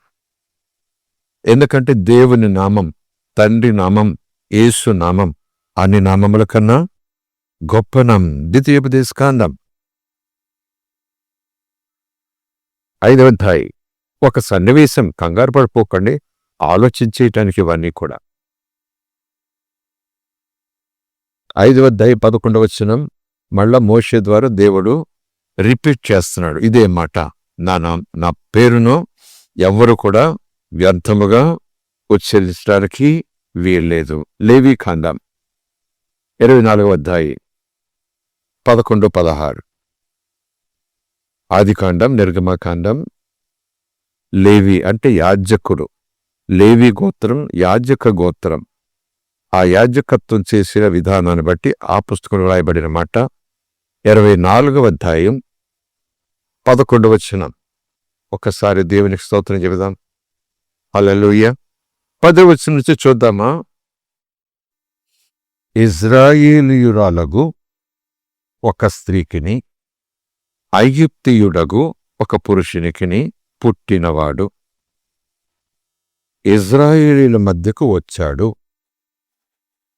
ఆ ఇజ్రాయేలీయురాలి కుమారునికిని ఒక ఇజ్రాయేలీయునికిని పాళెములో దెబ్బలాటైంది, గొడవైంది. పోరు పడగా ఆ ఇజ్రాయేలీయురాలి కుమారుడు అంటే ఐగుప్తీయుడిని భర్తగా చేసుకున్న లేదా ఐగుప్తీయుడు పెళ్లి చేసుకున్న ఇజ్రాయేలీయురాలి యొక్క కొడుకుకిని మరొక ఇజ్రాయేలుకిని పాలెములో, పేటలో, ఊర్లో గొడవైంది, పోరు పోట్లాటైంది. అప్పుడు ఆ కుమారుడు యెహోవా నామమును దూషించాడు, యెహోవా నామమును శపించాడు. చూడండి, ఎవడా కుమారుడు? ఇజ్రాయేలురాలికిని ఐగుప్తీయుడికిని భార్యాభర్తలుగా ఉన్నప్పుడు పుట్టిన బిడ్డ. ఆ గొడవ వచ్చింది ఆ కోపంలో ఎవరి గొడవ వచ్చింది? ఈ ఐగుప్తీయునికి ఇజ్రాయేలుకి పుట్టిన వాడికిని ఒక ఇజ్రాయేలుకిని ఏదో విషయంలో గొడవ వచ్చింది. వాడి మీద కోపంతో ఎవరిని తిట్టాడు? వాడి మీద కోపంతో ఎవరి పేరు తీసుకున్నాడు? వాడి మీద కోపంతో ఎవరు దేవుడు కొలుస్తున్నాడో, ఎవరు దేవుని అధికారంతో వెళ్తున్నాడో ఏమో. అందుకే నేను అంటాను, చాలా జాగ్రత్తగా ఉండాలి. ఆ వ్యక్తి దేవుని నామాన్ని దూషించి శపించాడు, దెబ్బలాట్లో దూషించాడు, శపించాడు. జనులు మోషే యొద్దకు వాడిని తీసుకొచ్చారు.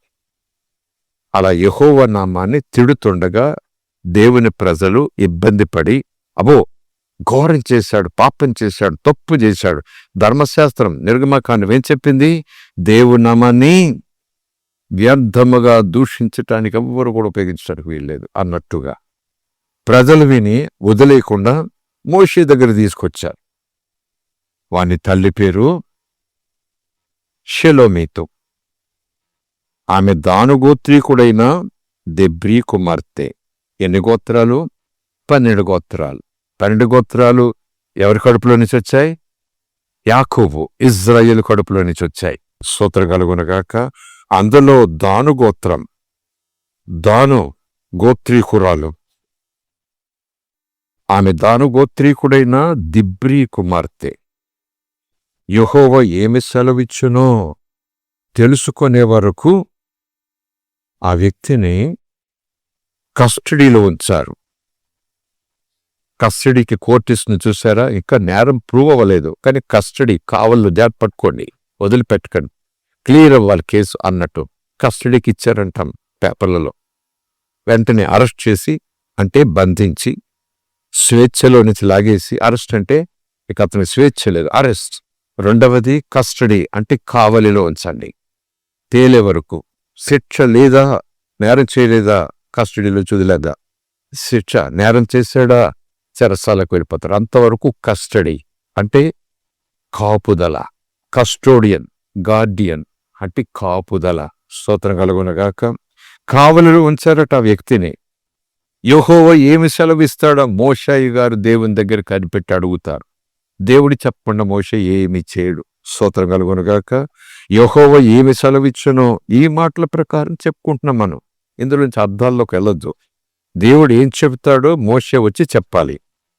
అది తెలుసుకునే వరకు వానిని కస్టడీలో, కావలిలో ఉంచండి. 13వ వచనం. అప్పుడు యెహోవా మోషేకు ఇలాగూ సెలవిచ్చాను, శపించిన వానిని పాళెము వెలుపలికి తీసుకుని రమ్ము.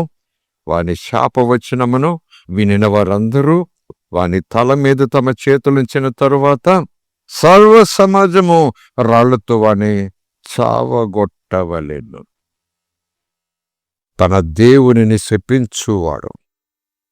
చూడండి 15వ వచనం. మరియు నీవు ఇజ్రాయేలీయులతో, మరలా చెప్పు, జ్ఞాపకం చేయి. మరియు నీవు ఇజ్రాయేలీయులతో ఇట్లనము, తన దేవునిని శపించువాడు తన పాప శిక్షను భరించాలి. ఎవరి దేవుడు కాదు, నాకొక దేవుడున్నాడు. ఆ దేవుడు నేను సడుగుతూ గొణుకుతూ తిడుతున్నాను, శపిస్తున్నాను. దాను గోత్రకంలోకి వచ్చినటువంటి తల్లికిని ఐగుప్తీయుడికిని పుట్టిన బిడ్డ. అయినా దేవుడు ఇజ్రాయేలు తల్లికి పుట్టాడు గనుక, దాని గోత్రంలో పుట్టాడు గనుక అంటున్నాడు గనుక ఈ వ్యక్తికి మరి నేను దేవుడై ఉండాలి కదా. ఈ వ్యక్తికి ఆ ఇజ్రాయేలుల తల్లి అయినప్పుడు, ఆమె కడుపున పుట్టినప్పుడు ఐగుప్తుడు కూడా ఇష్టపడి ఆమెతో పాటు ఉండటానికి, ఇలా బిడ్డను కనటానికి ఈ వివాహం ద్వారా దగ్గర అయినప్పుడు వీడికేముండాలి? నేను కూడా అతనికి దేవుడై ఉండాలి. కనుక కోపం వచ్చింది, గొడవ వచ్చింది. గొడవ హడావిడలో తన దేవుణ్ణి నిన్న ఆరాధన చేశాడు, మొన్న ఆరాధన చేశాడు, అటు మొన్న ఆరాధన చేశాడు అమ్మతో పాటు వచ్చి అన్నట్టు. బహుశా అమ్మతో అంటే చిన్నపిల్లోడేం కాదులేండి. అన్న పెనిన్న ఎల్కానాతో కలిసి యెరూషలేమునకు ప్రతి పండుగ సమయం వెళ్ళి ఆరాధన చేసి వచ్చేవాడు. అనుక అంత పెద్ద వయసు వాడే పోట్లాడాడంటే, గొడవ వచ్చిందంటే.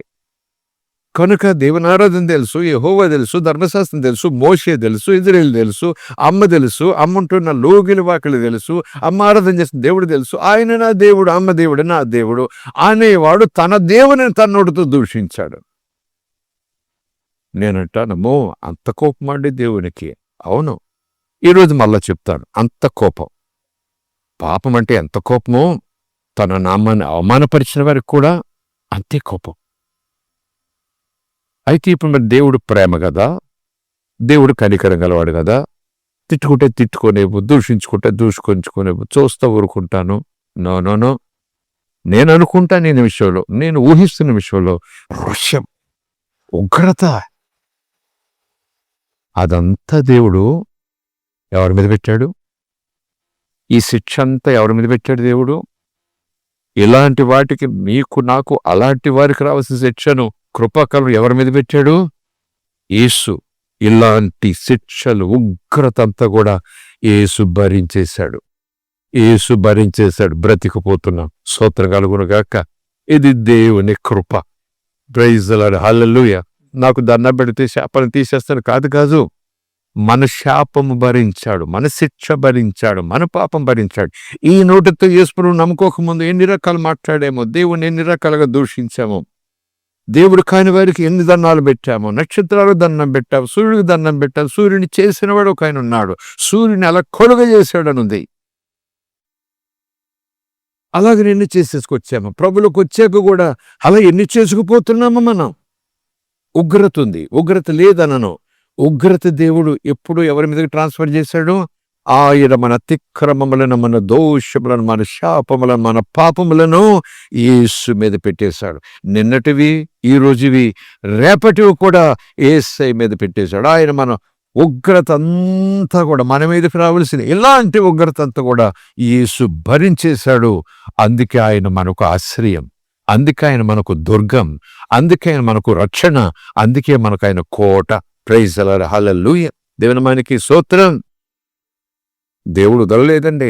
ఆ ఉగ్రత మీద పెట్టాడు గనకనే దేవుడు అలాగ సహించుకుంటున్నాడు. దేవుడు అలాగని ఇప్పటికీ ఉంటే ఎప్పుడూ లయమైపోయిన భూమి.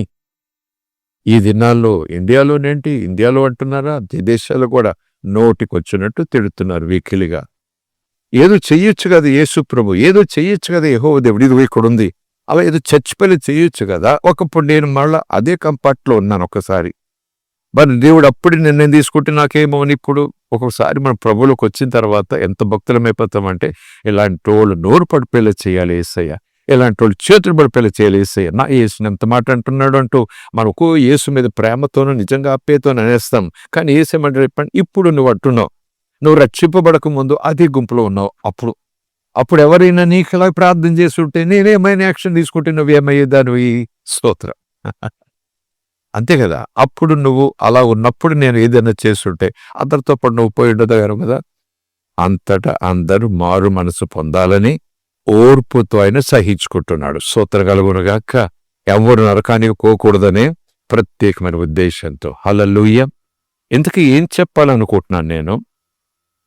ఇదిగో, నా నామమును అవమానపరిచిన వారి మీదకి తీవ్రమైన ఇక్కడ పాత నిబంధనలు కొట్టేస్తే మరి రోమపత్రికలు ఎందుకు దేవుడు పౌలు ద్వారా చెప్పిస్తాడు? లేఖనాల్లో ఉంది కదా నిర్గమకాండం, లేఖనాల్లో ఉంది కదా ద్వితీయోపదేశకాండం, లేఖనాల్లో ఉంది కదా లేవీకాండం.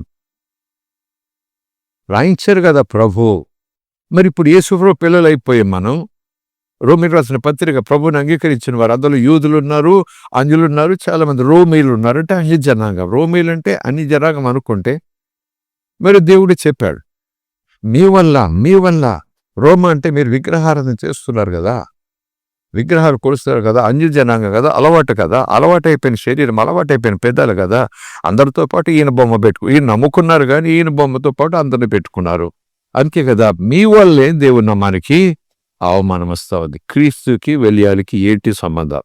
చీకటి వెలుగు కలిసి ఉండలేవు, పరిశుద్ధత అపవిత్రత కలిసి ఉండలేవు, వెలుగు చీకటి కలిసి బ్రతకలేవు, మరణము జీవము కలిసి బ్రతకలేవు. ఎందుకంటే మరణం ఓడిపోతుంది, జీవం గెలుస్తుంది. ప్రైజ్ ది లార్డ్, హల్లెలూయా. వెలుగు గెలుస్తుంది, చీకటి పారిపోతుంది. రెండింటిని కలిపి ఒక పీట మీద పెట్టి దండం పెడతానంటే పెట్టి, ఇటు చావు ఉంది, ఇటు జీవం ఉంది, అటు చీకటి ఉంది, ఇటు వెలుగు ఉంది, రెండిటికి దండం పెడతావు, ఎలా కుదురుతుంది? ఒకవేళ అన్యులు చేస్తే ఏమో, అన్ని దేవుడితో పాటు నేను దేవుడిగా చేసుకుంటున్నారు, ఏమో దేవుడు కనికరిస్తాడు. కానీ ప్రభువుని ఎరిగిన వారు కూడా ఇవి వదిలిపెట్టకుండా అవి చేస్తూ, ఆ గదులు అవి చేస్తూ, ఈ గదులు ఇవి చేస్తూ, ఈ గదులు ఇవి చేస్తూ మీరు దేవుని పిల్లల మీద చెప్పుకుంటే దేవుడు నవ్వుతాడు. ఏంటి అజ్ఞానం అంటాడు. అందుకే రక్షణ పొందటం కాదు, మారు మనసు పొందటం కాదు, పాప క్షమాపణ నిమిత్తం బాప్సం పొందటం మాత్రమే కాదు, అపోస్తుల బోధ, ఆదిమ సంఘపు బోధ, యేసయ్య ఎవరికైతే వాళ్ళు బ్రతికుండగా, యేసు బ్రతికుండగా చెప్పాడో ఆ బోధ సంఘానికి ఈరోజు పునాది. అపోస్తుల బోధ ఇప్పుడు లేదు. పౌలు ప్రసాద్ గారు ఒక బోధ 30 పుస్తకాలు, ప్రసాద్ పాల్ గారు మరొక బోధ 20 పుస్తకాలు. వాళ్ళు ఆ సంస్థకు అధిపతి, ఈ సంస్థకు అధిపతి, ఆయన ఈయన, ఈ మిషను, ఆ మిషను, ఆ మిషను, ఈ మిషను. యేసుతో కలిసి నడిచిన వారు, యేసును చూచిన వారు, యేసు బోధ స్వయంగా పర్సనల్గా విన్నవారు ఆ బోధ సంఘానికి పునాది. ఆ పునాది నువ్వు కదిపేవా, దాని మీద బిల్డింగ్ నిలవదు, నువ్వు ఎంత అందంగా కట్టినా సరే. స్తోత్రం కలుగునుగాక. ఎన్ని అద్భుతాలతో, ఎన్ని సూచక్రియలతో నువ్వు బోధగట్టి సేవ ప్రారంభించేసి దేశ దశలు తిరిగేసిన పునాది నువ్వు కదిపేశావు, ఆ సేవ నిలవదు. అద్భుతాలు జరగవచ్చు, ఆశ్చర్యకార్యాలు జరగవచ్చు, స్వస్థతలు జరగవచ్చు, దెయ్యాలు పోవచ్చు, కానీ నా తండ్రి చిత్తం ప్రకారం చేయని వాళ్ళని మీరెవరు నాకు తెలియదంటే చాలా చాలా నిర్వచనాలు ఉన్నాయి. స్తోత్రం కలుగునుగాక. ఎందుకని నేను చెప్పాలనుకుంటున్నాను, ఆ మాట చెప్పి ముగిస్తా. అప్పుడప్పుడు భక్తి, నిజంగానే హృదయపూర్ణ భక్తి పెరిగి మనవడి పెళ్ళవుతుంది. కొడుకు మనవడు, అమ్మమ్మ భక్తురాలు, ప్రభు నమ్ముకుంది, బాగా ప్రార్థన చేసుకుంటుంది. కొడుకుకు మనవడు పుట్టాడు, మనవడు పెళ్ళయింది, 6 సంవత్సరాలు అయింది. లేకపోతే ఆ మనవడు భార్య 2-3 సంవత్సరాలు అయింది. వెంటనే ఈ పెద్ద ఆవిడ ప్రార్థన చేయటం ప్రారంభిస్తుంది. ప్రభువా, ఒక పసిబిడ్డ నువ్వు, ఒక మగబిడ్డ నువ్వు అంటే ఏమొస్తుంది చెప్పండి? మళ్ళా మనమాట చెప్పండి. నీ పేరు పెట్టుకుంటా. ఏ పేరు? నీ పేరు పెట్టుకుంటా. కొంతమంది మొక్కుబడి చేసుకుంటారు, అలా పిల్లోడు వస్తారు, వెంటనే పేరు పెట్టేసుకుంటారు. ఆకాశం పేరు పెడతావా?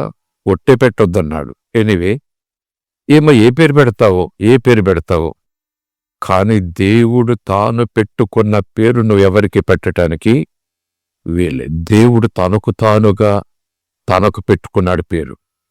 తండ్రి ఎవరు? యేసెవరు? పరిశుద్ధాత్మ ఎవరు? తండ్రి, కుమారు, పరిశుద్ధాత్మ ఒక్కరే. గాబ్రియెల్ దూత వచ్చి, నా దగ్గర చాలా పేర్లు ఉన్నాయి మరియా, నాకు చాలా పేర్లు ఉన్నాయి, ఈ పేరుని సెలెక్ట్ చేశాను. మరియా, యోసేపు ఈ పేరు పెట్టాలి. నో, గాబ్రియెల్ ఇష్టం కాదు, దేవుడు చెప్పాడు. ఆయనకు ఏమి చెప్పాలి? యేసు క్రీస్తు అని పేరు పెట్టాలి. యేసు క్రీస్తు అని ఆ బిడ్డను ప్రజలు పిలవాలి. యేసంటే రక్షకుడు. స్తోత్రం కలుగునుగాక. ప్రైజ్ ది లార్డ్, హల్లెలూయా. దేవుని మనకి స్తోత్రం. అది దేవుడు పెట్టిన పేరు, దేవుడు పెట్టించిన పేరు. అక్కడ తాగుదాం.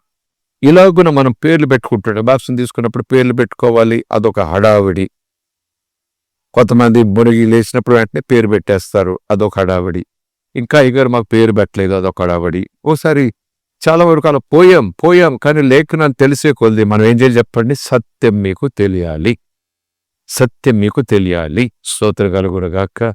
కానీ దానికి ఏదో ఆధారం ఉండాలి. సౌలు పౌలుగా మారాడు కదా, సైమన్నుల పీతరు అయ్యాడు కదా, అబ్రహాం అయ్యాడు కదా, ఇజ్రాయేల్, యాకోబు ఇజ్రాయేల్ అయ్యాడు కదా అని ఆ 4 మాటలు పట్టుకొని ఇక అందరూ పేర్లు మార్చుకోవటమేనా? ఒక ఆలోచన. స్తోత్రం కలుగునుగాక. అదేదో 10 ఆజ్ఞలలో ఒక ఆజ్ఞ మాదిరిగా ఉందా? ధర్మశాస్త్రం ఒక ఆజ్ఞ మాదిరిగా ఉందా? నీకు పుట్టి కొడుకులందరికీ పుత్రులందరికీ సున్నతి చెయ్యాలి, ఈ సంవత్సరం వచ్చేటప్పుడు నిబంధన, వాడు నా జనుడు అవ్వాలంటే సున్నతి చేయాలని ఒక నిబంధన చేశాడా? మరి ఎక్కడి నుంచి వచ్చింది? ఎవరు పెట్టుకున్నారు? ఎవరు పెట్టారు ఈ పేరు అని ఆలోచన చేస్తే సరైన ఆధారం దొరకదు. భక్తి తీవ్రతతోనో భక్తి భావంతోనో కొంతమంది పెట్టుకుంటే పెట్టుకోవచ్చు. కొంతమంది ప్రభు నేను పౌలని పిలుస్తాను అని ఒకవేళ ఎవరితోనంటే ఒక లెట్ ఇట్ బి. కానీ బాప్తిసం తీసుకున్నామంటే పేరు మార్చుకోవాల్సిందే. బాప్తిసం తీసుకున్నామంటే ఆ పేరు పలకకుండా ఉండాల్సిందే. బాప్తిసం తీసుకున్నామంటే నా పేరు అది, ఆ పేరు ఉంది, అందరూ పేరుతో పడుగుతున్నారు, నేను ఆ పేరు కలిగి ఉండలేను అంటే మరొక మంచి పేరు పెట్టుకో. కానీ నేనంటాను పేరు పెట్టుకో, పెట్టించుకో కావాలంటే. యేసు పేరు, యేసు పేరు స్తుతించతగిన పేరు, దండం పెట్టాల్సిన పేరు, సాగిలపడాల్సిన పేరు. అలాంటి పేరు భక్తి పేరుతో మనవడికి పెట్టేసి, భక్తి పేరుతో కొడుకు పెట్టేసి, ఆ తర్వాత వాడు ఏదైనా తప్పు చేస్తే, వాడేదైనా యేసుప్రభులా కాకుండా దెయ్యులాగా బ్రతికితే ఎవరు ఏమని పిలుస్తారు? నువ్వేమని పిలుస్తావు? ఒకవేళ ఒక కూలివాడుగా అతడుంటే ఆ యజమాని వాడిని ఏమని పిలుస్తాడు? కోపం వచ్చినప్పుడు వాడు తప్పు చేసినప్పుడు ఏమని పిలుస్తాడు? అమ్మ నువ్వు యేసు పేరు పెట్టుకున్నావు కాబట్టి నిన్న పేరు అలా పిలవండిరా బాబు అంటాడా? నోవే. అరే ఒరే ఎక్కడ తెచ్చావురా? ఇలాగ వచ్చేస్తాయి పేర్లు. అందుకే అంటాడు భక్తి చెయ్యండి కానీ జ్ఞానంతో చెయ్యండి. స్తోత్రం కలుగునుగాక. ప్రైజ్ ది లార్డ్, హల్లెలూయా. పేరు మార్చుకోండి. ఒకవేళ యేసు ఆల్రెడీ రిజిస్ట్రేషన్ అయిపోయిందండి, పుట్టినరోజులో వచ్చేసిందండి, 10th క్లాస్ సర్టిఫికేట్లో వచ్చేసిందండి, యేసు అని పెట్టేశామండి, మీరు యేసు పెట్టేసుకుంటే సరిపోయిందా? ప్రభు అంటాడు యేసులాగా నువ్వు పెంచాలి కదా వాడిని. యేసులాగా నువ్వు వాళ్ళు పెంచాలి. ఒక పేరు పెట్టు, ముద్రేసి వాళ్ళలో సిలువ వేసేసి మొలతాడు కట్టేసి వదిలేసావు అమ్మమ్మవి. లోకంలో పెంచావు, లోకానుసారిగా పెంచావు, కానీ దేవుడిని దీవించాలి కనుక మొక్కుబడి కాబట్టి నువ్వు యేసు పేరు పెట్టేసుకొని ఓ దండం పెట్టి వదిలేసావు అంతే దేవుడికి. ఆ తర్వాత అతన్ని గారం చేసి ఈరోజు దొంగగా తయారు చేసావు నువ్వు. అందుకే అంటున్నాను, మొక్కుబడి చేసుకున్న పేరు పెట్టేసి మొక్కు తీర్చేసుకున్న దేవుడు చెప్పానంటూ ఆ రీతిలో భక్తి చేసి దేవుని నామాన్ని అవమానపరుస్తున్నావు నువ్వు. కనుకనే మళ్ళీ నేనంటున్నాను యేసు పేరు నేను ఎవరికి పెట్టను, నేను పెట్టుకోను పని. స్తోత్రం కలుగునుగాక. అది నా నమ్మకం. ఎందుకంటే అన్ని నామముల కన్నా ఉన్నతమే. నా నామములు మీరు తండ్రిని అడగండి. స్తోత్రం కలుగునుగాక. ప్రైజ్ ది లార్డ్, హల్లెలూయా. దేవుని మనకి స్తోత్రం. ఇంతకీ మరి యేసులు ఇక 2-3 పేర్లు వస్తాయి క్రొత్త నిబంధనలో. యేసు అనే పేరుతో మరొక చోట యేసు. ఆ యేసు కాదు ఈ యేసు అని నువ్వు నేను తండ్రికి చెప్పాలా? ఓ తండ్రి, ఆ యేసు కాదు, ఈ యేసు కాదు, బిక్కోలు యేసు కాదు, అక్కడున్న యేసు కాదు, సిలువ మీద ఉన్న యేసు తండ్రి, నువ్వు ఆ యేసు అనుకుంటావేమో. ఓహో నోవే. చాలా మంది యేసులు ప్రభు ఎప్పుడూ చెప్పాడు, నా పేరు పెట్టుకుని చాలా మంది వస్తారు, నా పేరు చెప్పుకుని చాలా మంది వస్తారు, నా పేరు పెట్టుకుని చాలా మంది వస్తారు. అందరూ యేసు కాదు, నేనే యేసుక్రీస్తు, నేనే రక్షకుడు. ప్రైజ్ ది లార్డ్, హల్లెలూయా. ఇది అంగీకరించిన వారికి, ఆలోచన చేసిన వారికి దేవుడు ఒక అవగాహన ఇస్తారు. మీరు ఎన్ని చెప్పండి మా ఇష్టం అంటే ఆ పేరు పెట్టి లోకంలో వదిలేస్తే పిల్లోడిని ఆ ఎదిగిన రీతిని బట్టి స్నేహితులు ఒకలా పిలుస్తారు, టీచర్ ఒకలా పిలుస్తారు, కోపం వస్తే ఒకలా పిలుస్తాడు. తల్లే కోపం వస్తే ఏదేదో చెప్పి కొట్టి తిట్టి పెడుతుంది. యేసు నామం. ప్రభు అంటున్నాడు అతడు యేసు కాదండి, నా కొడుకే, పేరు పెట్టానంతే. దేవుడు అంటున్నాడు నేను, నా పేరు వేరు కాదు. Praise the lord, hallelujah.